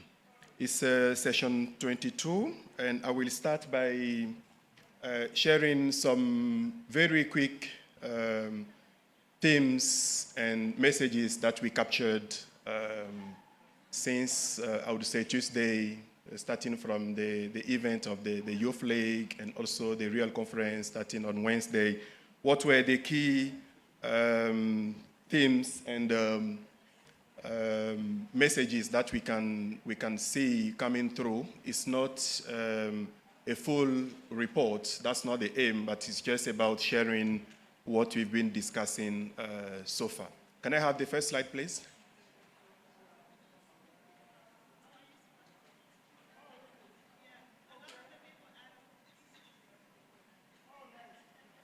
As you all know, we discussed about different topics. We actually started with a very great presentation and keynote speech from Adeline on decolonization. That was one of the key topics that we have. Next slide, please. Great. So we really discussed around during the last 3 days about what we really mean by decolonization. Questioning the concept, making sure that we understand what it means and what it implies for the evidence-informed decision-making ecosystem in Africa. We agreed together that it's very important to embrace it in our practice and make sure that we use that kind of concept to, okay, great, thank you, to address power, equity, diversity, and inclusion issues. We also stressed the need of embracing all those concepts and aspects related to evidence-informed decision-making in African ways. Localization was also an important topic. We discussed about how we should make sure that we use our local networks, how we make sure that we mobilize local communities and ensure that local content is included in all the work that we are doing. Learning also was a very key topic that emerged from our discussion, learning through collaboration, making sure that we don't remain in our silos, that we share our experiences across the different contexts, being geographical contexts, cultural, political.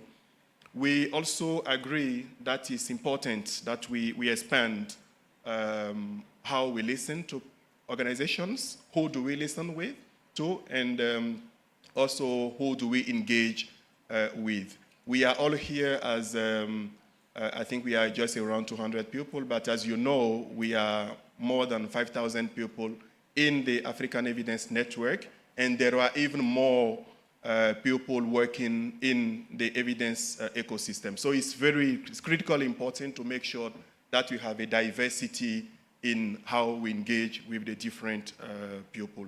And ensuring about that diversity, we should also be broadening our communication approaches. We had very interesting presentations and panels around how we can make sure that we use very innovative communication channels, for example, to ensure the participation of local communities. Now we want to propose some key actions that were discussed around the localization topic. As you'll remember, that was one of the key discussion themes that we that emerged from the conference, and we want to make sure that we capture some of the key action points around the localization concept. The first one is increasing and claiming the agency and autonomy in this space, making sure that we first recognize that there is something locally that can be valuable to our work, that we celebrate our local success. We also discuss about the need to make sure that the agenda on which we are working is locally driven, because we can talk about localization, driving more funds to local organizations, but if those organizations are still working on agendas that are not relevant to the local context, we are still very far from what could be called as localization. And for us to be able to do that, we need to increase our understanding of our own ecosystem. What are the driving forces? What are the local content that we can put into our work? And how can we make sure that we explore new and local partnership to achieve our different objectives? And that brings the other issue of ensuring local collective knowledge, because as individuals, or even as individual organizations, it's not very, we are not sure that we can be doing much in that area. So we need to also increase collaboration locally. And by increasing that collaboration, we should also be in a mood of continuous learning and sharing of our different knowledge. Prioritize local, or I would say reprioritize local, and it applies to all the stakeholders in the ecosystem, being founders, evidence users, producers, rethinking about what we really mean by local, how we make sure that it's a real localization approach that we are taking. And for this to happen, we need to continue investing in our local capacities to make sure that there are capacities in place to drive that localization agenda. Finally, we also recognize the significance of our youth, of young people in the ecosystem or in the network, which brings me to the panel that we want to have. As you recall, we start the conference with an all-women panel. And then after that, I went to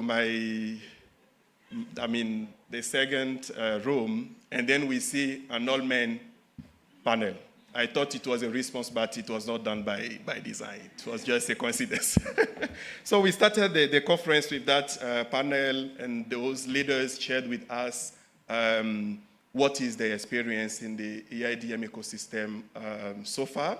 I will not say about the past, but also about the present. But now we want to see what the future would look like. So we put together a very nice panel, and we think we can create great discussions to see, out of the 3 days of conference, of meeting that we have, what can we expect from the conference and for the next 2, 5, or 10 years. So I'm sharing the panel with Charity from the Africa Evidence Network, Hazel Zaranieka, Program Officer at the Africa Evidence Network, Andile from South African Center for Evidence, Talita and Ismail. I will let them introduce themselves just take one or 2 minutes to tell us who you are, and maybe how do you fall in love with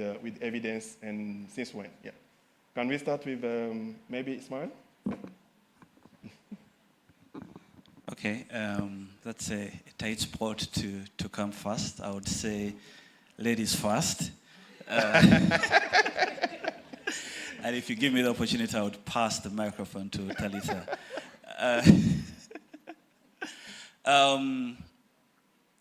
I've been here just once, and for those who we've not interacted yet, my name is Ismail. Kawea.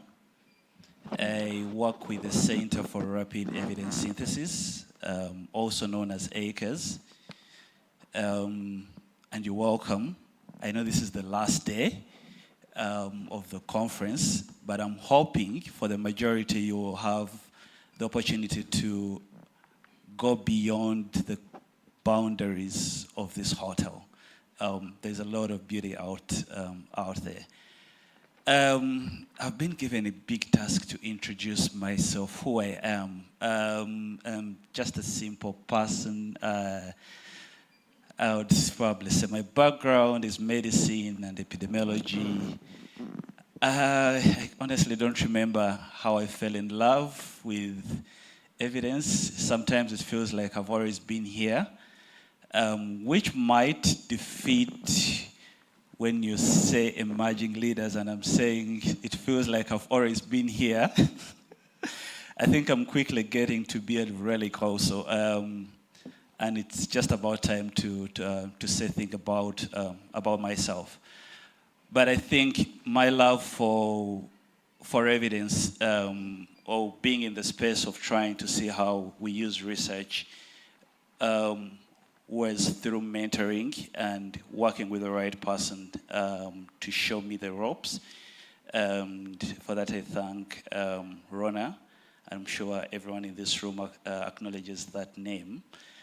And walking with her through the journey has taught me a lot, and I've gained quite a lot of perspectives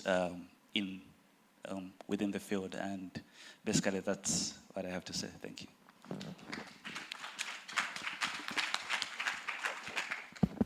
Hello, everybody. My name is Andile Madonsela, and I work as a managing researcher at the South Africa Center for Evidence, but I also work as a gender and evidence lead. It has been such a joy having all of you here for the past 3 days. So how I fell in love with evidence, or why I fell in love with evidence. So maybe this dates back to when I was younger. So I had very great ambitions of ending poverty. So I thought, I myself, just one person, I had the potential of ending poverty, the world poverty, that is. So I was young and I looked at everyone, I was like, what are they doing? I can do it, right? So all I needed was to grow a bit more. So I needed just a few years, and then I'll just solve it, right? But then when I actually grew, I realized, oh, okay, it's not as easy as I thought, right? But then I realized that it's not, all hope is not lost. So what then that means is that I have to contribute, right? So I'm not gonna end world hunger by myself, but I can make that contribution, right?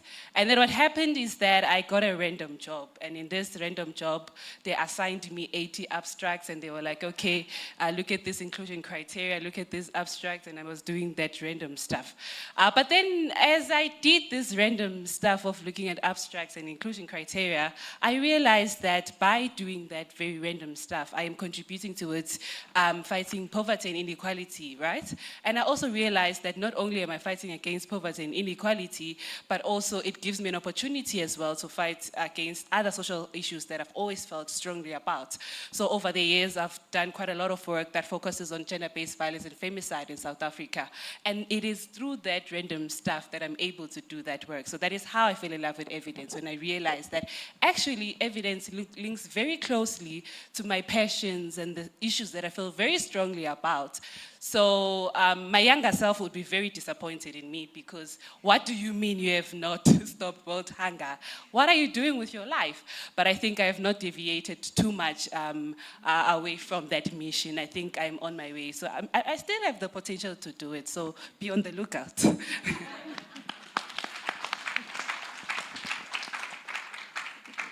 Good afternoon. My name is Talita Mpando, and I'm the Executive Director for PAX Africa. So I wasn't quite as ambitious as Andile, but okay, so I have a background in public health, and I could say that's where I fell in love with evidence. So I became interested in social determinants of health, upstream determinants of health in particular. And I realized that there was quite a lot of information out there a lot of research had been done, and I began to interrogate whether or not certain stakeholders, such as funders or the government, were making use of this evidence. And when I looked at the funding allocations made to specific sectors that influenced health, I was not able to see a link between the evidence that was out there and the decisions that were being made. So that's when I began to ask why, what are the reasons why evidence is not being used. And I could say that's how I got into EIDM. Thank you.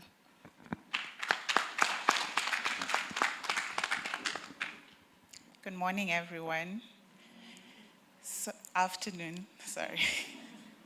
So, as the first Africa Evidence Network coordinator some years back, I guess I had no choice but to fall in love with evidence, as I had to help grow a network of evidence producers, intermediaries, and users, and everyone else in the evidence ecosystem. My background is development studies, and I'm passionate about driving change in societies through contributing to evidence production useful for policy in Africa. I believe that such evidence is useful in informing and driving policy decisions. And also, having been a coordinator for the Africa Evidence Network, I believe that relationships, connections, and collaborations are key to driving evidence-informed decision-making in Africa. Thank you.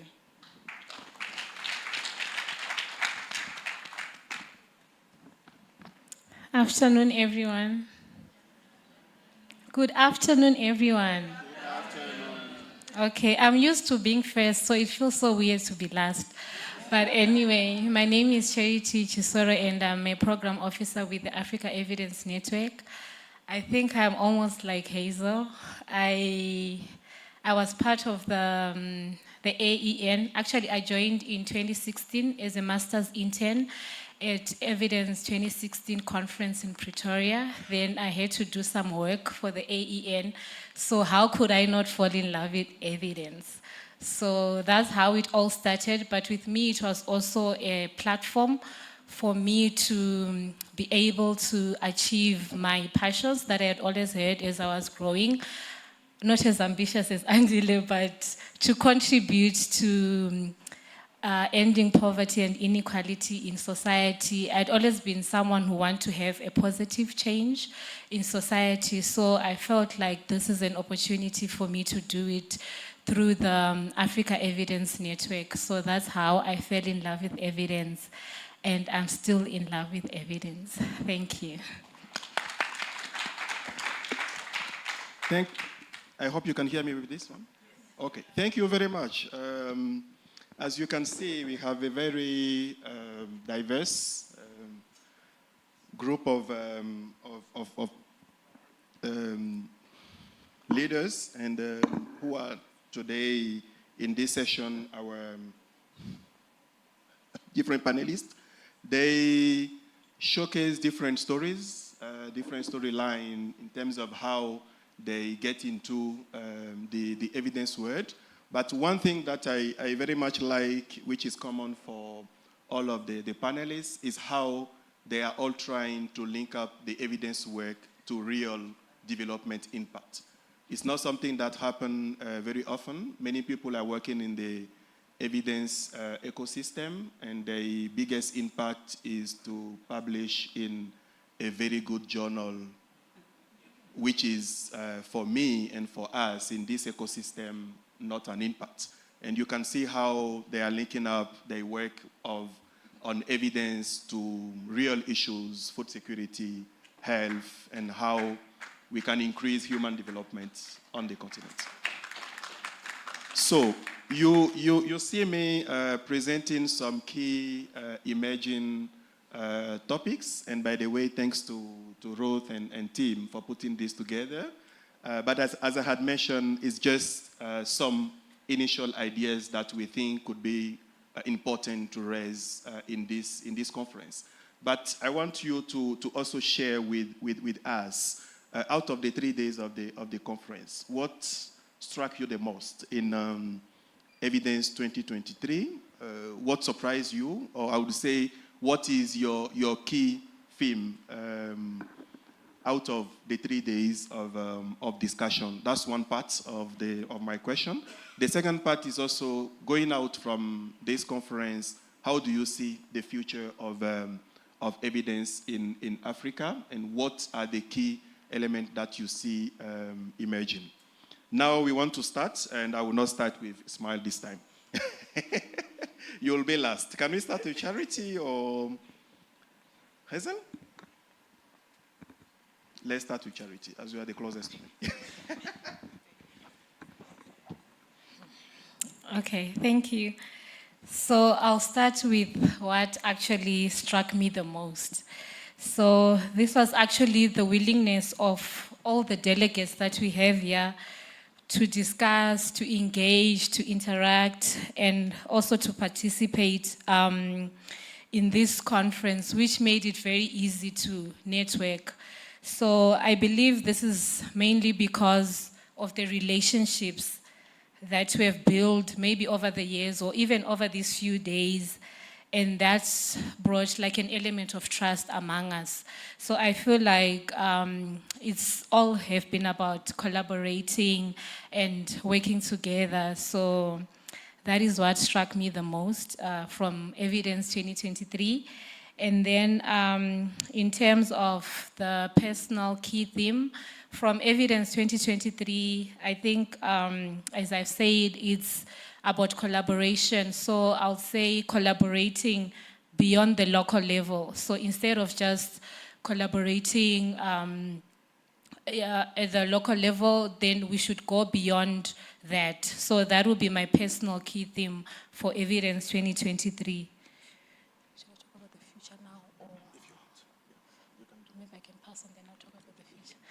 All right. Okay, so for now, I'll end now, then I'll tell you about the future after this. I'll hand over to Hazel. Thank you. So what struck me the most were the enriching discussions that came from the various sessions that we had in this event, both from the plenary as well as the parallel sessions.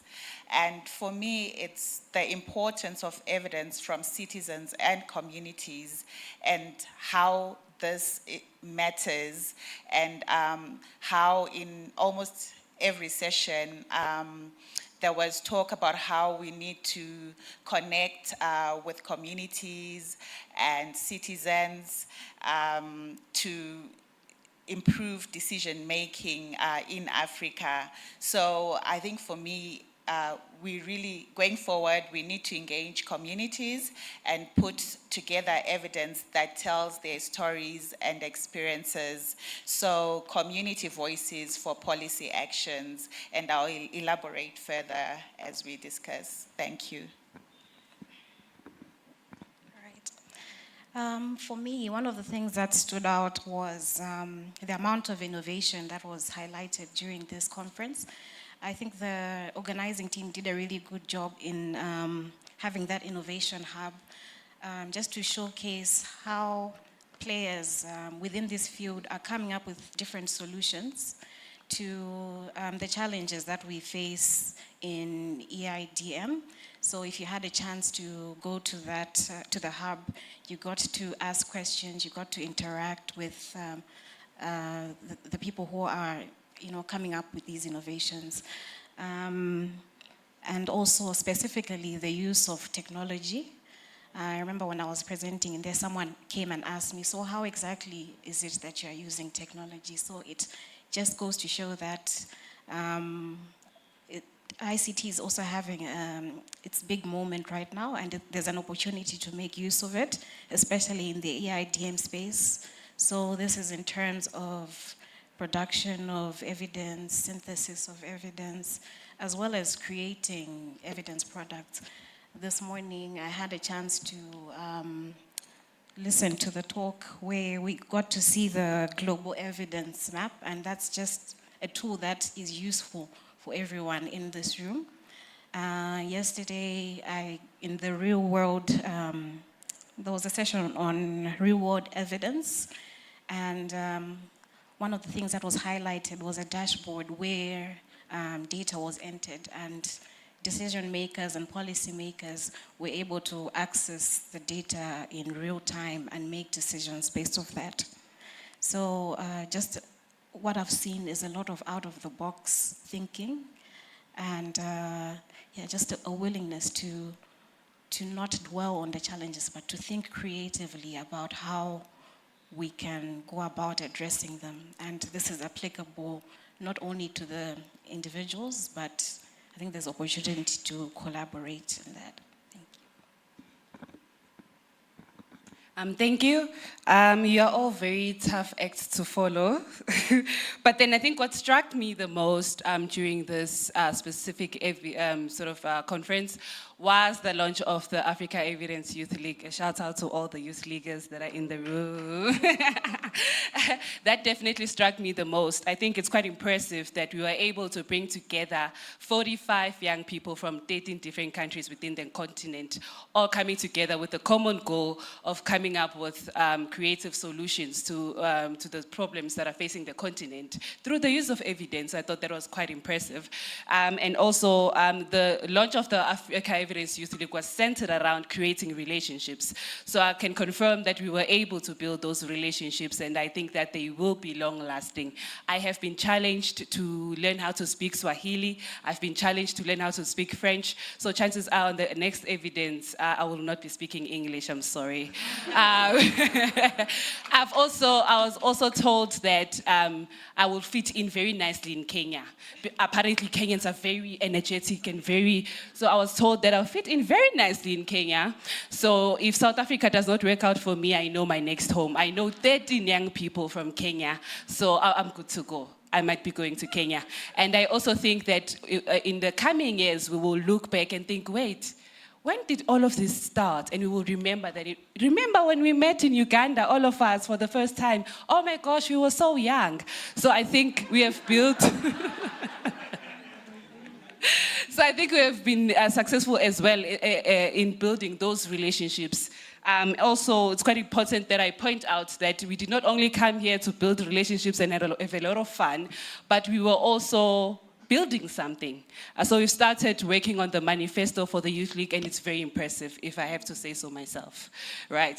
And then I'm really looking forward to what we are going to produce with the Youth League. So I think everyone in this room should also be looking forward to what we are about to do.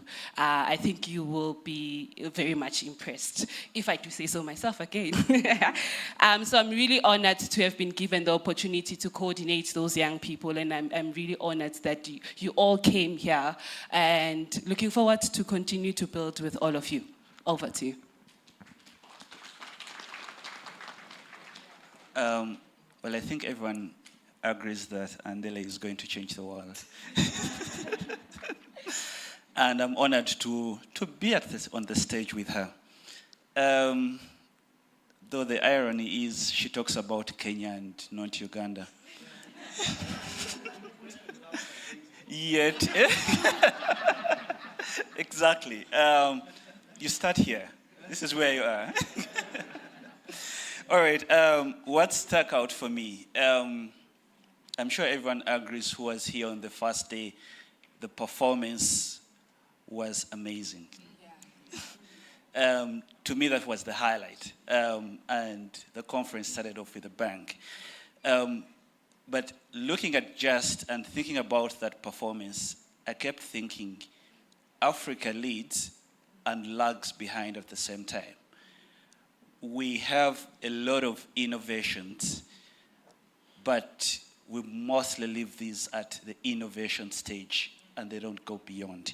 So to me, that stuck out for me.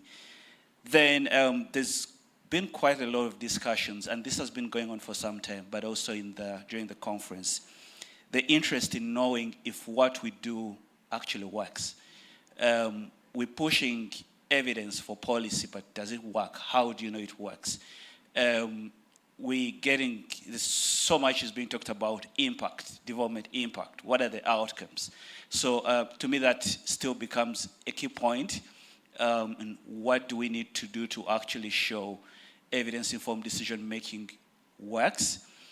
We know it works. I don't have to convince the room here, but the policymakers that we need to get on board definitely need to be on the same page with us. And I think we need to work on that. The other part is bringing the policymakers on stage for discussions as peers. I think quite a number of times we talk to policymakers like as if, what's the word? We are the scientists, or you the knowledge producers, you know best. We use words like they don't know what evidence is, they don't even understand it. But I think this conference, bringing the policymakers here and having real discussions about what really goes on, and actually learning that there are a lot of structures that they've actually put in place, and we may need to work within those structures or see if they need to be dismantled, well and good, but at least acknowledge that there's quite a lot that they're also doing.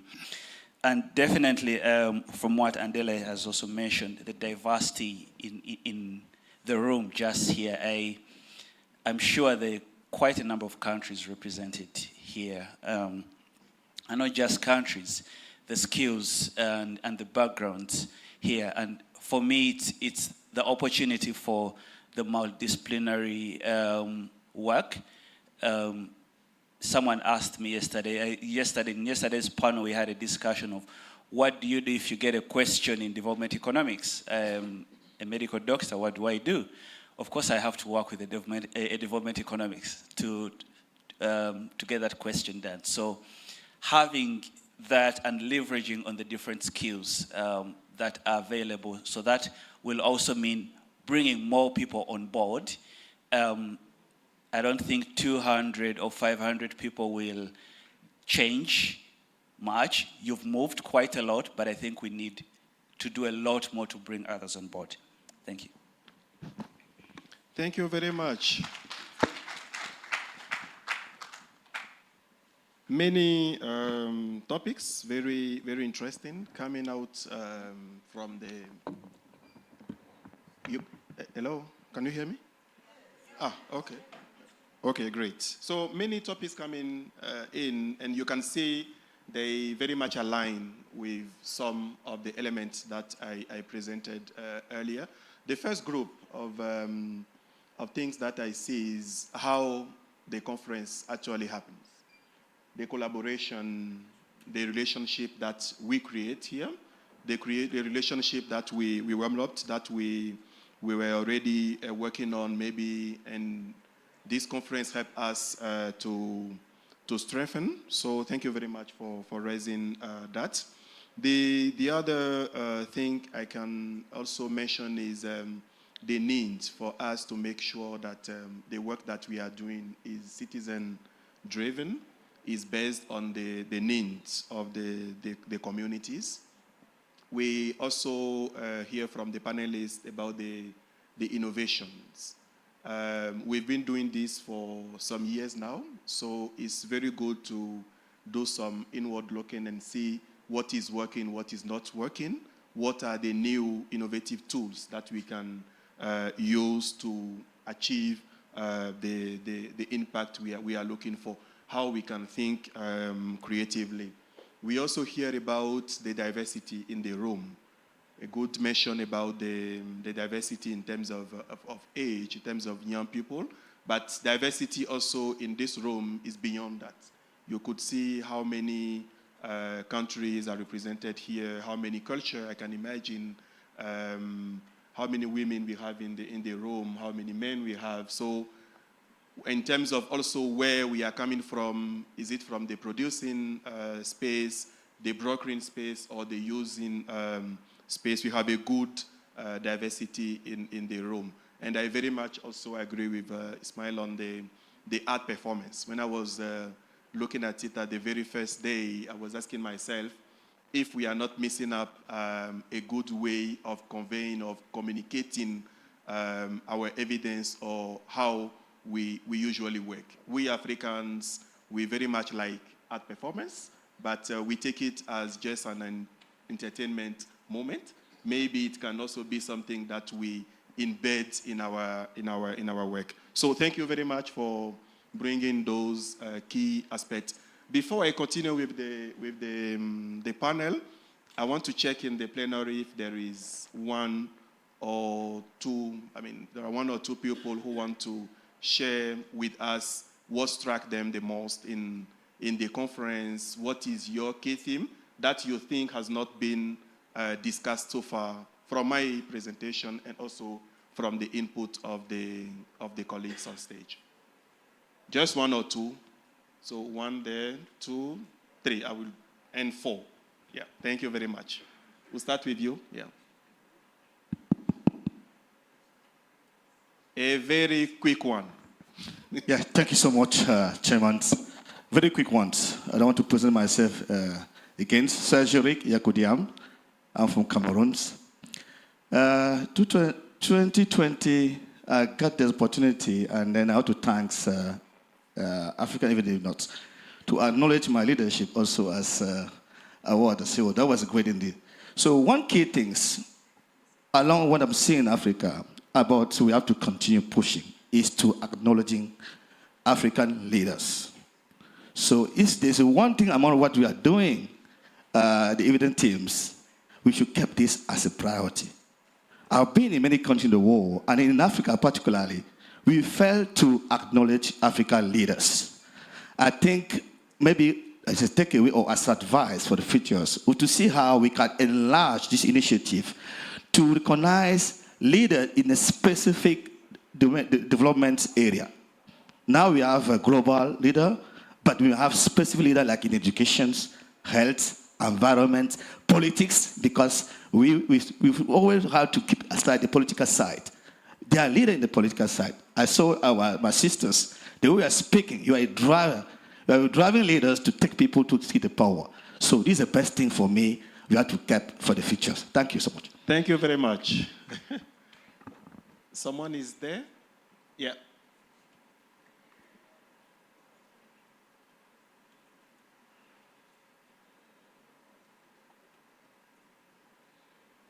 Thank you very much. Quick reflections. One, I think we can't help but be amazed at the innovations that have been presented in this conference. We have listened to really, creative innovations that are trying to solve the problem. And one of them has been the disconnect, or rather the gap between the policymaker and the researcher, and looking at ways in which that can be bridged, also through rapid response to questions and evidence needs, and looking into how can we bring together all these players to communicate, to interact, and engage. Secondly, I think we all understand, and must do so, that we understand the political context with which we work. Many of the lessons must mirror where and the contextual differences of our countries. From leaving this hall, we understand that Africa is such a diversity, and each country has its own ways of doing things. But we need to understand how do we penetrate those layers and environments to make our work have impact, but also to achieve the goals that we have. I think that's my greatest reflection. Thank you very much. Yeah. There was one hand there.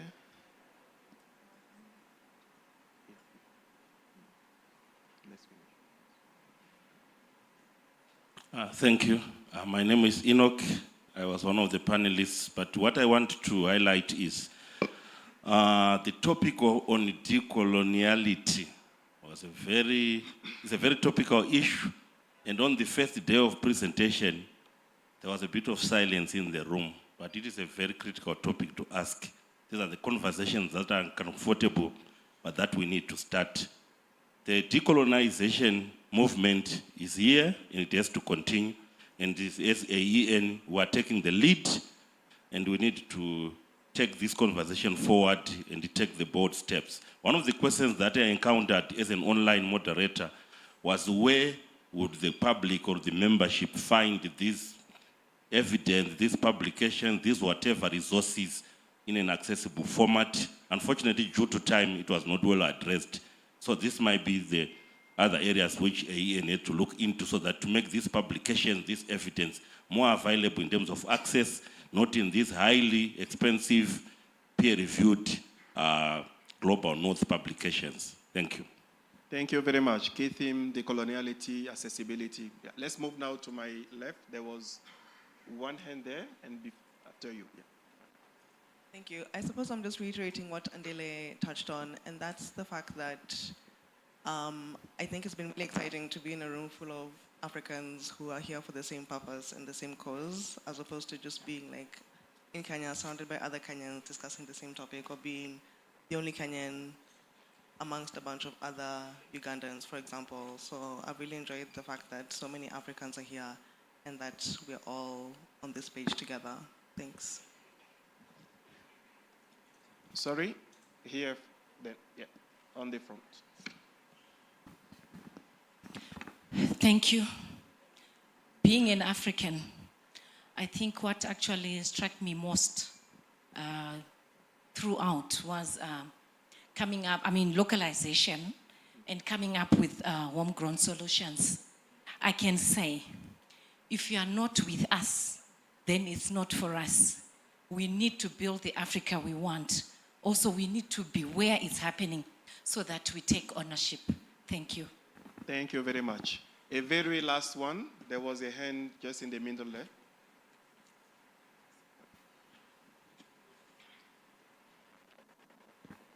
Yeah, thank you. Similar to her, the localization, decolonization, learning to set our agenda, and so that we reduce dependence on the global north. I think that struck me a lot. But also on the policy, the responsiveness, that the evidence should be timely and responsive to the policy needs of the day. I think that one struck me a lot. My name is Peter Babienda, School of Economics, Makerere University. Thank you very much. Thanks all for the great contribution to complement what we've been hearing from the panel. Let me now come back to my panelists on the second part of my question. As we discussed now for 3 days, where do you see the future going? Where do we go from here? And what are the key elements that you see emerging in the future of evidence production, brokering, and using on the continent? I will start with Charity.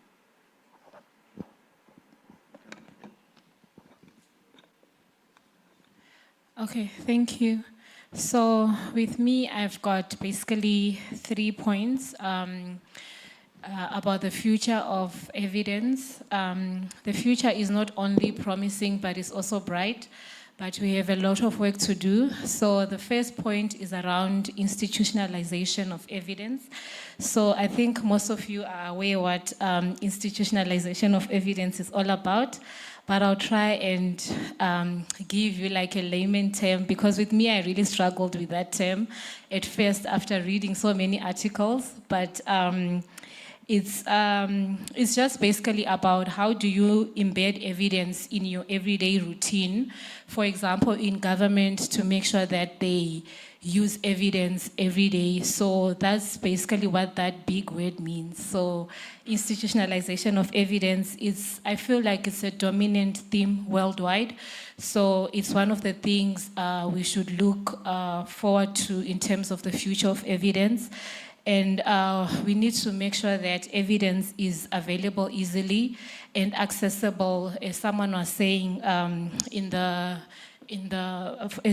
the delegates, that evidence should be accessible, and it should also be used to make decisions. So if we look at the World Health Organization, they've got the EVIPNet. I think someone spoke about it in the morning. And this is just basically a global initiative which embraces the cutting edge approaches to knowledge translation for better health policy making. So those are some of the ways that can be used to make sure that we institutionalize evidence use. And then there are different levels of institutionalization. For example, the local level, the provincial level, the national level, and then at the continental level. So I'll just give an example in South Africa that there is actually some progress in terms of the national level. And this is their example of the SEAs. I think some of you know the SEAs, the social impact assessments that are done to ensure that evidence is institutionalized at that level. So one thing we need to push for is to make sure that we have processes to follow and that there are structures in place for this to happen. And then what I've realized is that in many countries, like in the health sector, there is a lot of progress, but not in the other fields. So it would be good to look at how do we institutionalize evidence use in the other fields or in the other sectors, of which I think is something that most of us here are trying to do, because very little has been done at the local level as well, like in South Africa, if you look at it. But at the provincial level, it's actually starting now. So there are some projects that are being done to ensure that evidence is institutionalized. And we need to look at how can we institutionalize EIDM at the continental level. And maybe looking at the African Union, this is something that they can also help with. And as the AEN, we can actually put our heads together to support this cause, the institutionalization of evidence use. But we need to make sure that there is awareness first before we can get into that. Then my second point in terms of how the future looks like is in terms of big data. So this is automatically collected data, but at times we do nothing with the data. So we need to make sure that we put it together, which will enable us to use the data to become part of the evidence package. So I know there is artificial intelligence, with the ChatGPT, things like that. So it's something we need to make sure that in the future we make use of more so that people can use evidence in decision making. Then the last point, I think some people have spoke about it, like the lady here, it's about localized knowledge. This is having an Africa-specific element in terms of evidence. So this is something that we would really like to have more in the future. And we need to make sure that we look at how are we making local knowledge part of the evidence ecosystem.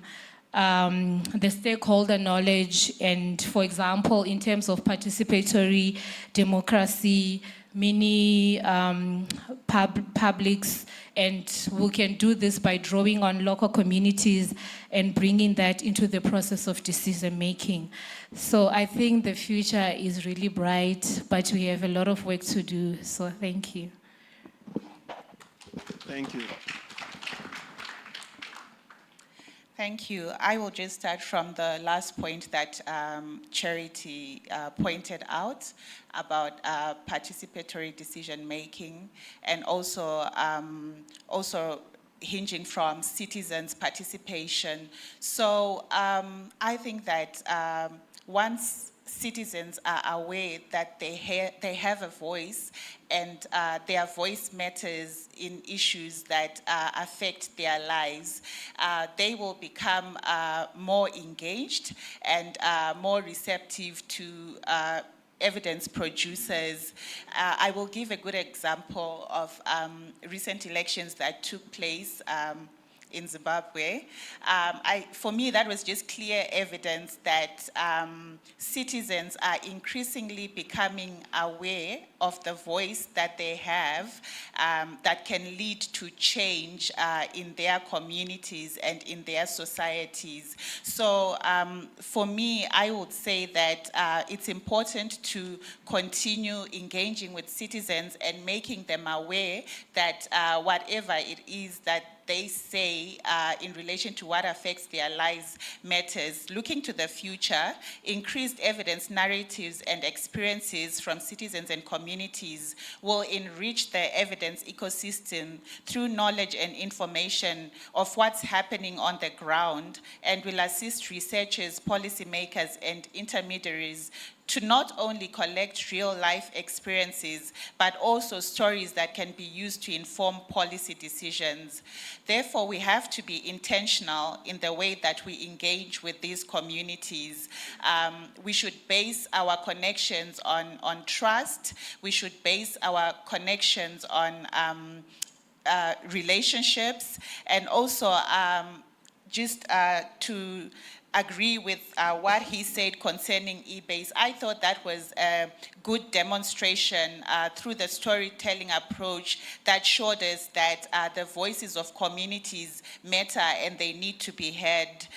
ACRES has citizen panels as well, and these have been very influential in bringing evidence to the fore. So, just in conclusion, we need to continue exploring and implementing various approaches on ways in which we bring community and the voice of citizens to the fore through the evidence that we share. This will enrich the way we produce and share evidence for EIDM in Africa. Thank you. Right, thank you. So earlier I had highlighted just how much technology is being used in the space of EIDM, but I think there's also a growing awareness that you have to treat it with some level of caution. I think this was highlighted especially in the keynote address with regards to issues around AI and how that sometimes comes with its own biases. So I think going into the future, there will be an increased awareness of the need to think about the equity issues that come with using such tools such as AI.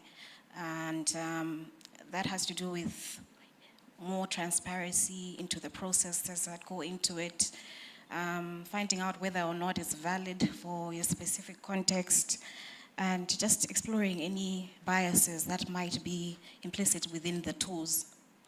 And on that note, so technology is very useful, very helpful. It has made things much faster, but it's not to be used as a solution for everything. So you need IT solutions for IT problems. And I think that's one of the things that has actually been highlighted in this conference pretty well, where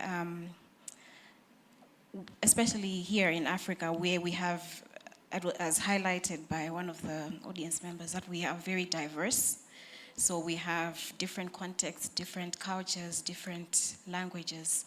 So we need to be in a place where we don't approach innovation from a one-size-fits-all perspective, but we need to look at our specific contexts to find out what exactly it is works for us, while still drawing on the experiences of others, but making sure that whatever innovations that we put forward fit our context. Thank you.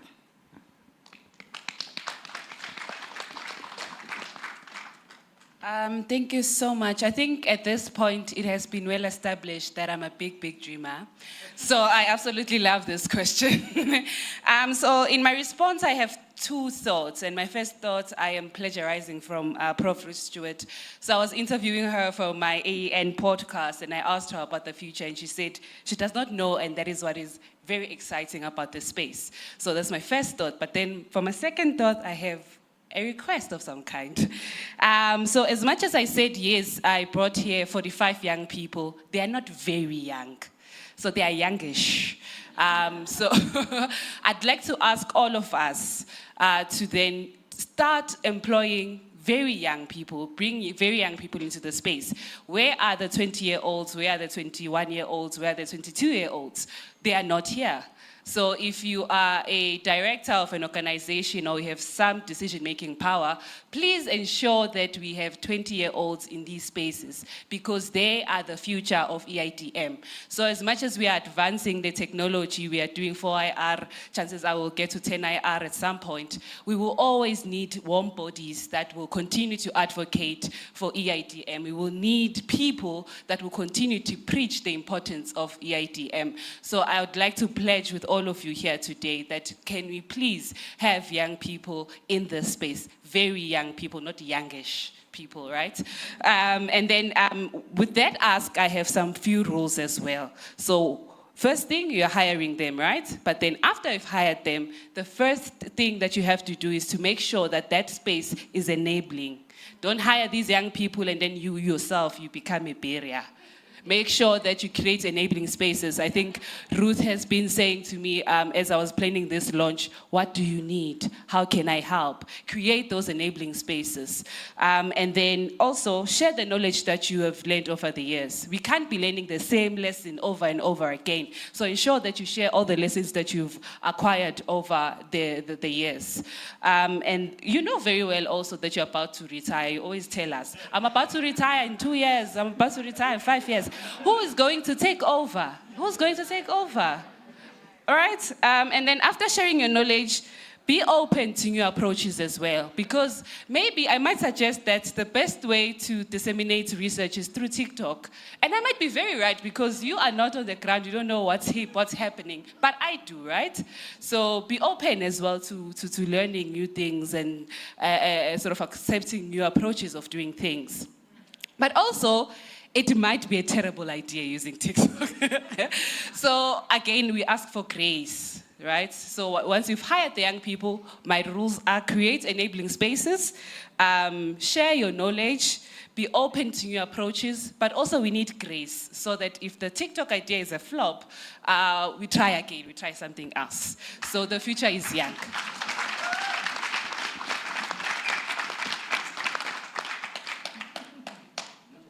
Well, I'm not sure how to top that.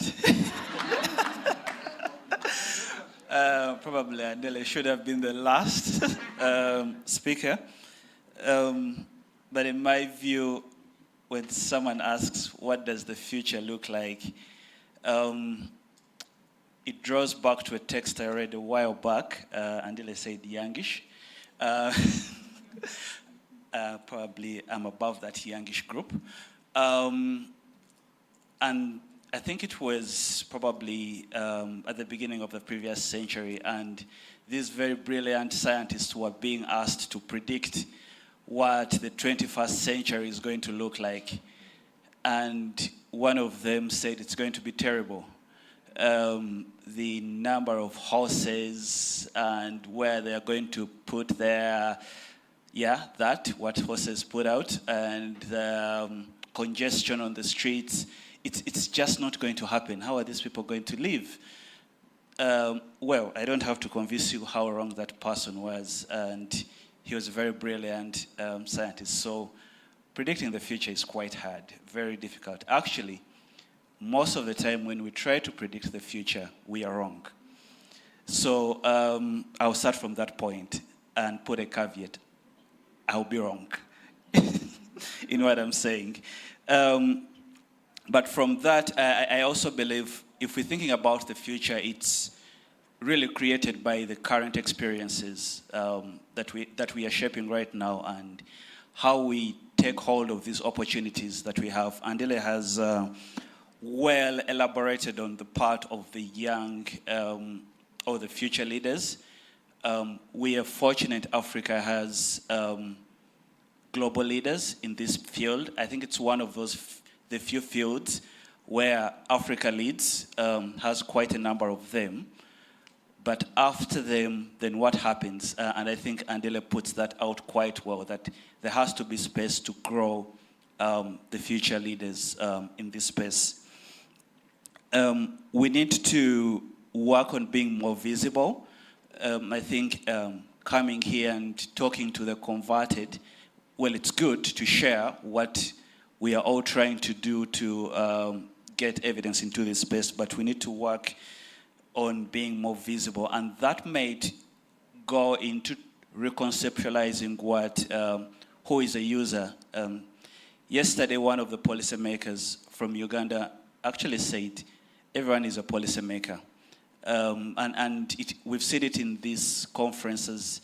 We've had discussions about communities, people with disabilities, being empowered to take decisions.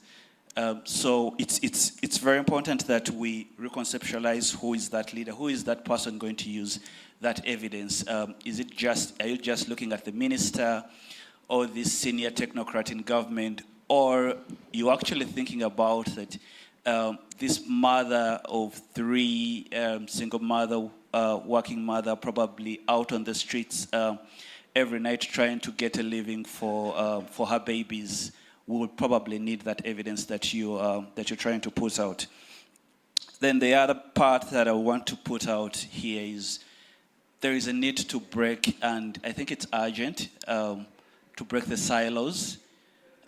We're speaking a lot to ourselves, those in health, and I think the map that the CES team had clearly showed health has quite a lot when it comes to using evidence, but what happens elsewhere? And I don't think it's for the lack of efforts.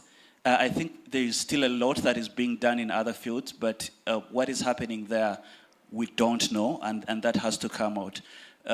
And we also need to break these silos and work more cooperatively or collaboratively. That also means that there will be more questions about what do we mean by collaborations. I think we've said so much about relationships, but I think we're going to have more real difficult questions and conversations of what are these relationships? Are they beneficial to us? Are they growing my team? Is it hurtful? Is it a harmful relationship that all you need to do is actually stop it? Has it grown to its limits that you need to now move to other ventures? And we need to also think about that. Then lastly, I have two more. We'll need to develop more the science and the art, and I'd still draw this back from the South African team. They've been doing quite a lot in thinking about the science and art, but also I think we're all doing it, but we need to talk about it and put it out there. Are we talking about the theories, the mechanisms or frameworks, or we think whatever we do is boxed within these whole frameworks that the Canadians came up with, and that's all we are trying to follow? Does it actually follow the context within which we are working? How best do we work with the people that we are trying to support to use evidence better? And that also means in that way you have to develop a shared understanding of the field and where it's growing. Then lastly, we've been talking about artificial intelligence, and the previous panel, someone said ChatGPT might be the death of us, but I also think probably not. We're probably in the initial excitement of that, and after that excitement, it will taper off, and I guess it will continue. As we know Google, some people know it, others don't. It's not unusual to find someone who doesn't know how to Google, an adult. So it will not be unusual to find someone who will have no idea about ChatGPT. But these technologies also widen the inequality and the inequities. If we're talking about access to evidence, I'm sure there are conversations of groups here trying to use artificial intelligence to make evidence more available, more accurate. But as we're doing that, we have to be aware that it might have the unintended consequence of widening the inequities and inequalities within the groups that we are working with. That's what I had to say. Thank you. Thank you very much. We don't know much about the future, I agree, but it's a human exercise to always try to predict, and then we see we were wrong or we were partly true, but it's in our nature. I will go back to the plenary. Any burning thoughts on how do you think the future is? One or two, and I would very much like to get feedback from members of the Youth League. Are you? Members from the youth league first. Or if you don't, those who are not that very youngish can take the place. Okay, maybe you can start and they will come later. Yeah. All right, thank you very much. My name is Martin Mwale. I'm the head of evaluations for Malawi government. Yeah. All right, thank you very much. I'm Martin Mwale, the head of evaluations for Malawi government. There's one statement that has struck me the most from the panelist. It's the lady on the middle. She said, citizens are becoming increasingly aware about their influence in policy making, or their voices, the use of their voices in development programming. That is an advantage that we can leverage on as evidence generators. Often, how do we disseminate our findings, evidence findings? We target policymakers. Sometimes maybe we target politicians, but through the policymakers. But these people, they often formulate policies and development practices through incentives of what the citizens are demanding. We have a job to equip what the citizens are demanding. So our dissemination strategies for the evaluation findings or evidence, we should not only target those in offices. We should also target those in the communities. When I say communities, I don't mean these communities. We should target those who cannot come to Protea Hotel to understand the evidence which is going around. Because those are the ones who the policymakers want to impress. So we should equip them so that they demand the right development, equipping them through the evidence, dissemination of our evidence even to those ones. So this is an assignment for all of us to think of innovative ways of also disseminating our findings to those ones who provide us the evidence. Most times we go to communities to collect data, but we don't come back to tell them what the results were of the information they were providing. But these are the people who have much influence to change the way the policymakers or politicians behave more than us. We can struggle to go to a political office to convince them to change a certain policy or modify something because they are thinking about those people. Let's equip those people to demand the right type of development. So our dissemination, I'm not saying we should stop holding conferences in Protea hotels and stuff.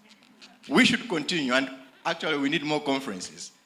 But on the other end, we should also try to think of other innovative ways of disseminating our evidence to those people who politicians or policymakers quickly listen to. Yeah, thanks. Thank you very much. 1, 2. Yes, I recognize you. Yeah. But can we do just 1 minute? Yes, I will. Each, yeah. Thank you. My name is Remy Ayedi from Pasga in Nairobi. One important suggestion that I have moving forward is what we do with the innovations in the incubation sector. I think it will be very useful for us to also have an award for the best innovative project in that place. Because I'm impressed by what I found there. Because my main concern has always been, how do we make the use of evidence a culture in public spaces? Yeah. And I think that would really help. So by making an award out of that, we can also think about how to take those innovations beyond this conference into practical places where they can be utilized. Thank you. Thank you very much. Just 1 minute here and 1 minute there, we are done here. Hello, everyone. I'm a member of AEYL. Yeah. I am still youngish.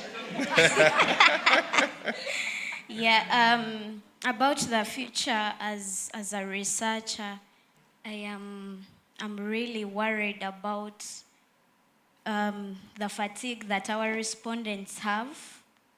You go to collect data, and these people are really tired of being extracted data from.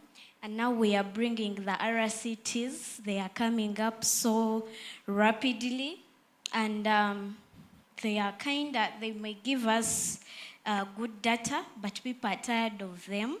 You find someone working, you get data out of them. I think it gets back to the dissemination. We never get back to them, but I feel, don't you think the futures we are getting data from these people, we are taking advantage of them. We are not protecting them. We are using them. And for me, I feel when I sit back, I feel like, okay, I'm a researcher, I'm doing my part, but I feel like I'm extracting something. I'm taking advantage of my respondents to collect what I need to write a report. Thank you. Thank you very much. Very good food for thought. A last comment from there? Yeah. Yes, please. Thank you. I think I'm not youngish. First, it's my first time to attend the evidence. And my takeaway home is two things. My takeaway to Kenya things are two things. I'm so passionate about localization or how can we make made in African thing. Two things. The future of evidence is luminous if we do two things. I'm not well in policy, but I'm so selective about the methodology things. We can only shift power to Pan-Africa if we collaborate or we work on two things. How can we make the policy and the research side work together? And I've been having a lot of challenges because from the Benin on policy and the Uganda policy, so they're saying there's a lot of challenges. And we can only shift power to Pan-Africa if we have our own history. Majority of you are purely a researcher. How many people in Africa have the whole the African history or fact? That is the question you should ask yourself. So our future looks luminous if we own our own history fact across the African continent. And we can do well if we collaborate the policy side and the research side. Thank you, guys. Thank you very much. Sorry, we have to stop there, yeah. Dear panelists, any final thought that you want to share before we conclude? Not everyone, but if you have something to share with us. You don't, right? Thank you very much. Sorry, please, we need to, I'm looking at my timer here and I still have 2 minutes left. We promised to keep in the time. We are online and we want to really to keep it here. Let us continue the discussion. I think we had a very, very good session 22, which is a kind of the technical wrap-up for the conference. We rediscussed a bit the key thematic issues: decoloniality, localization, institutionalization, very important, the role of technologies, the need for us to understand what is the political process. We tend often not to be very much aware of it, but it's very, very important. Thank you very much, dear panelists, for sharing your thoughts, your views, and your perspective for the future. It has been a very good session, and I also want to thank all the audience for your input. This is just a conversation that we should continue having and making sure that as a community we continue to discuss about what are the best ways, what are the innovative approaches for us to make sure that evidence is embedded in our culture. Yeah. So I would like to thank you very much and invite now Siziwe again for the very, very last session. Thank you very much.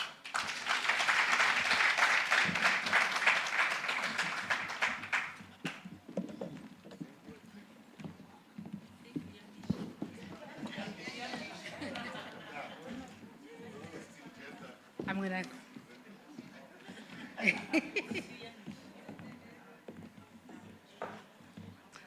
All right. I've been telling my team that I want to sleep and wake up, and it's the 16th of September, 2023. And now that is here, I'm not sure how to feel that I'm going to wake up tomorrow and not see all these beautiful people. Okay, this is our closing session. So just to try and wrap up the day. So there's going to be 3 of us talking in the closing session. So I have a very small part to do, and then Rona will do the thank you to everyone, and then Ketchups will unveil where we're meeting next.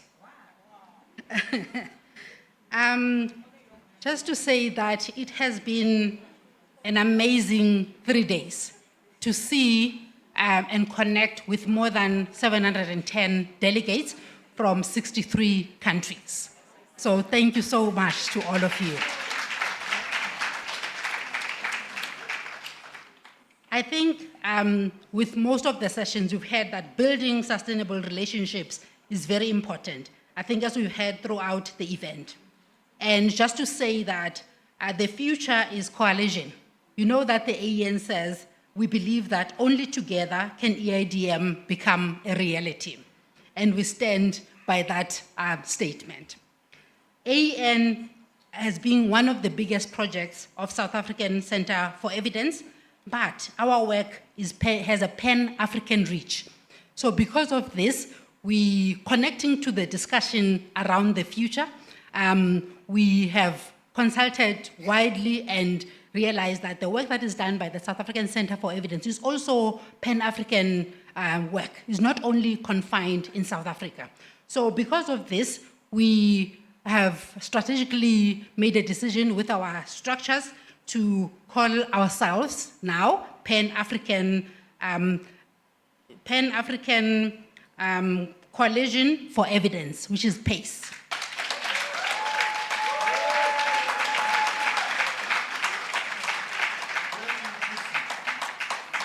And in changing this name, it means that we have a collective leadership of 4 individuals that are going to pace it to the future. Can I make my future leaders stand up? Lawrence, Andile, and Promise, and myself.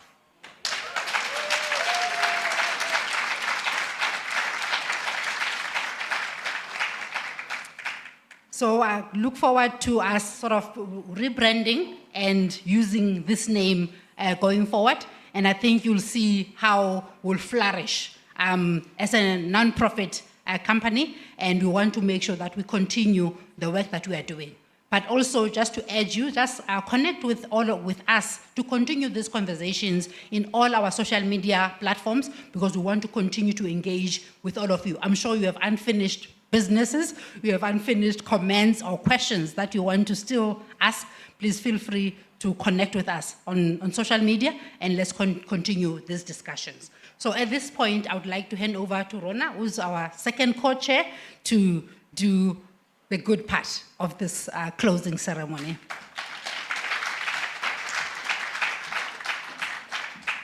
Thank you very much. 3 days. Been 3 days of activity, anxiety. I can imagine, the panelists preparing in the background.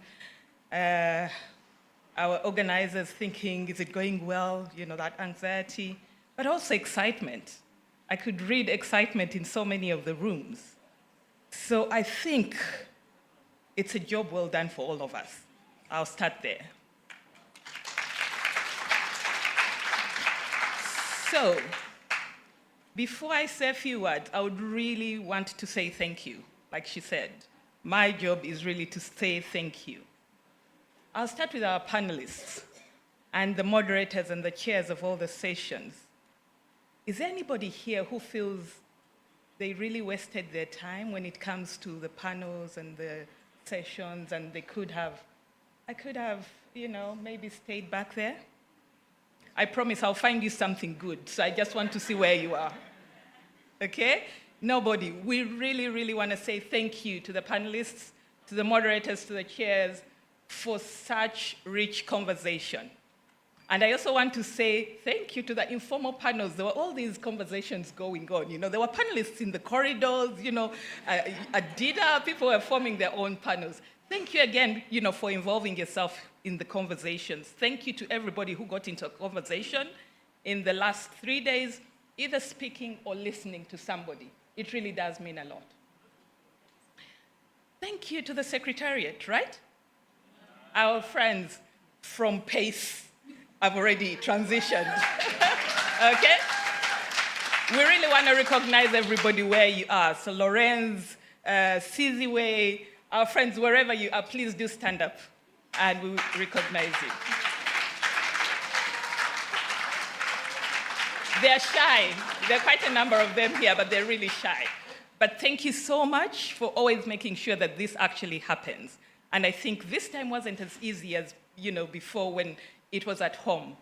And so because of that, I'll also say thank you to our local hosts, the team at Acres. We're so proud of you. Please do stand up. Let's see you. Okay. I see some people seated on this side, but again, they're shy. Okay. But thank you so much again, for working hand in hand with the PACE team to make sure that this, would happen. And of course, I wouldn't forget CONFSA. CONFSA, Conference South Africa. Do we have any people in the room?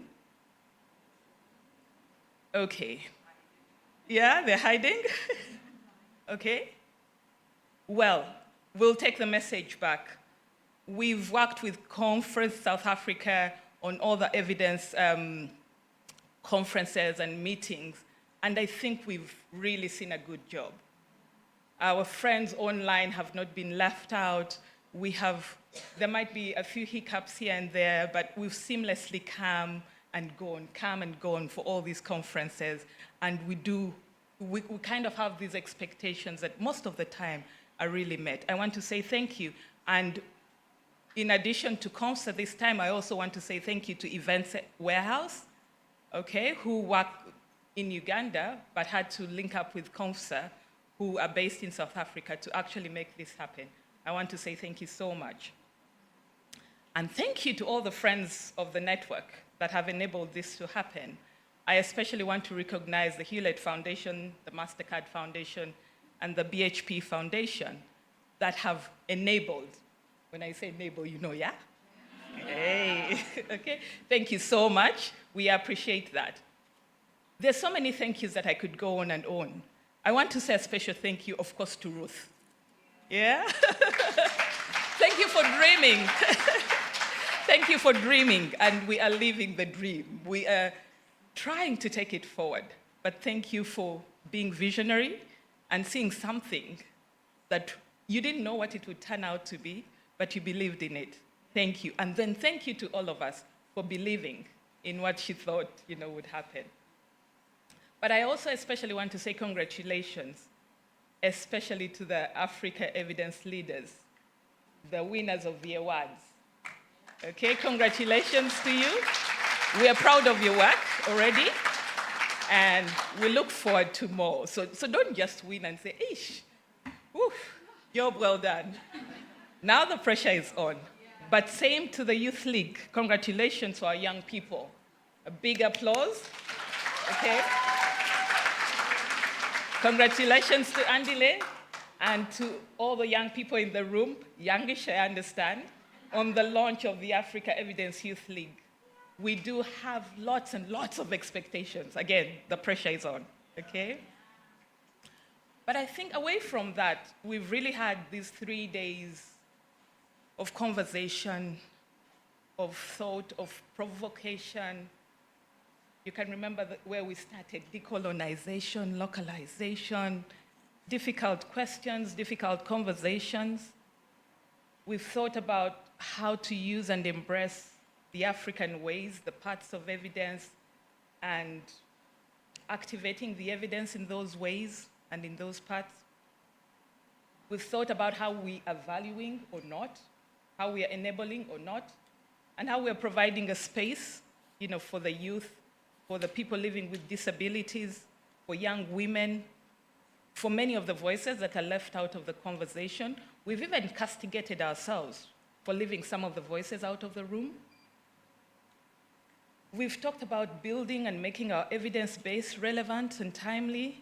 We've talked about so many things. But you know what I'm happy about is that we're living with questions and not answers. If we're living with answers, it would be done and we wouldn't need to do any more work, right? But these questions give us an agenda to go home and continue with, but also start. I think we have some new conversations that we have to think about. Individually, I think if you were part of the institutionalization conversation, we talked about institutionalizing even individuals, not just organizations and not just nations. So we do have questions for ourselves, for our teams, for our organizations, for our countries, for the continent. And I'm glad that that conversation will still bind us together, that we'll still have things to think about together. And that means we will be back because we've learned a lot, but we also aspire for more. It also means we will be back because we value each other and we want to see and get more. And so I want to acknowledge the networking with the old faces, with the new partners, and the new partnerships and relationships that have been formed over the last 3 days. And I also want to remind us to stay connected, like I said on the first day, by reminding us about the proverbs. There was a proverb overload that day. Does anybody remember any of those? Because I want you to carry them home with you.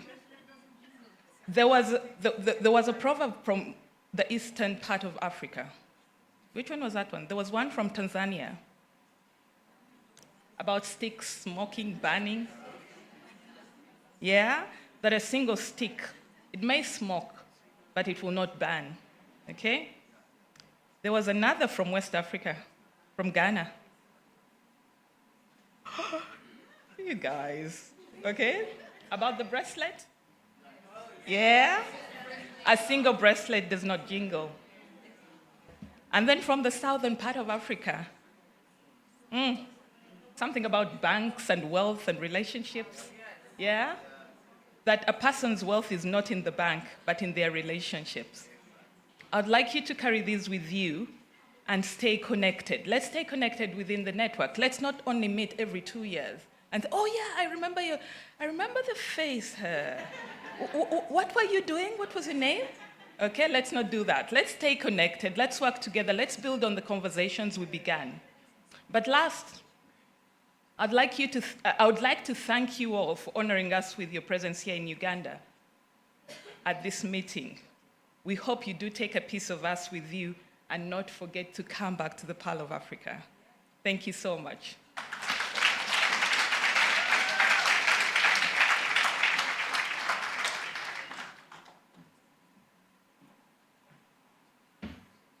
Thank you very much, Sidziwe and Rona. And I'm to do the very final bit, right? I'm sure everyone is eager to hear. Okay, we will try to do it this way. But before that, just a few things, final things to take note that resources that we've experienced here, the presentations, and our resources will be uploaded onto the different platforms that we have been using. So the event website, if you have not visited those, you should check that out. And then the app, if you have not been there, please do. There are still some competitions happening there. It's never late. You may still win, even if you've not started yet, right? But I want to do this. Maybe your voice can help determine, right? Where do you want the next event to happen. So I'm going to do this, right? This row, I want to hear a chorus, and maybe one particular country will come out of that, right? So where do we want to go next? Again? Okay, let's take this side. Where do we want to go next? Okay, let's take the different regions, right? Anyone from the northern parts of Africa?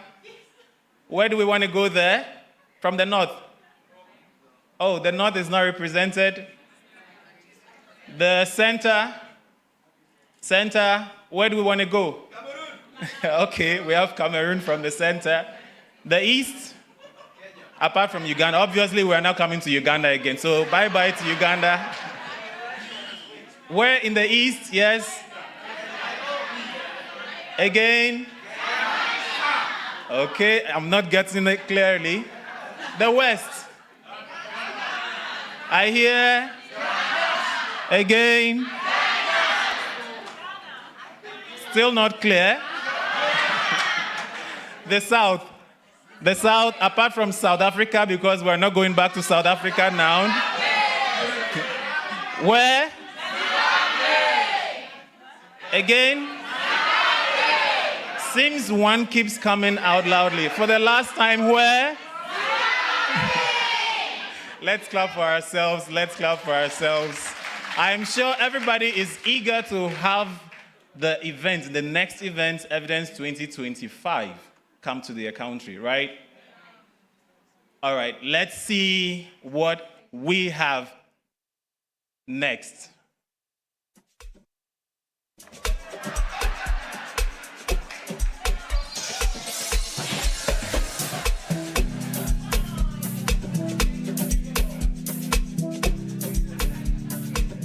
In fact, I'm so disappointed in myself. So what are we going to do? For some tactical and, reasons, we had to halt this particular determination because we want to involve you as much as possible, right?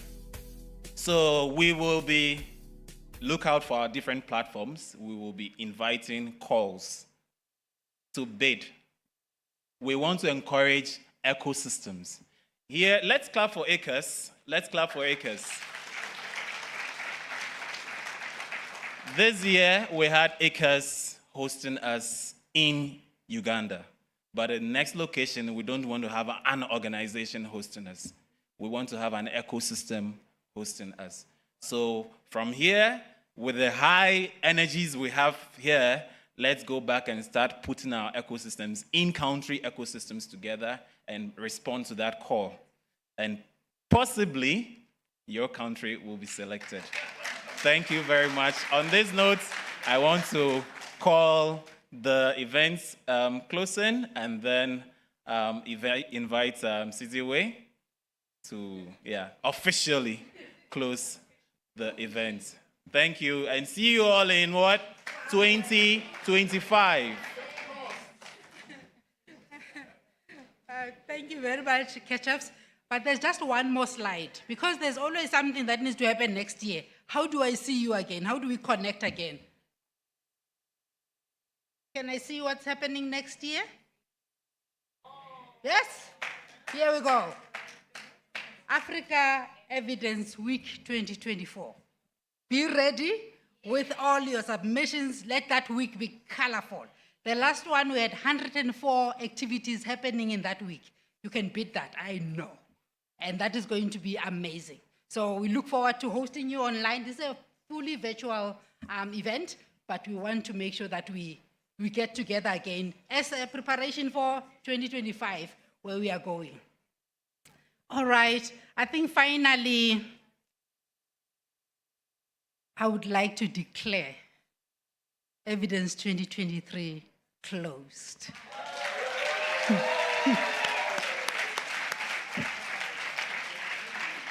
Thank you, everybody. Safe travel for everybody that is going today and the following day. So safe travel and travel mercies. Thank you so much.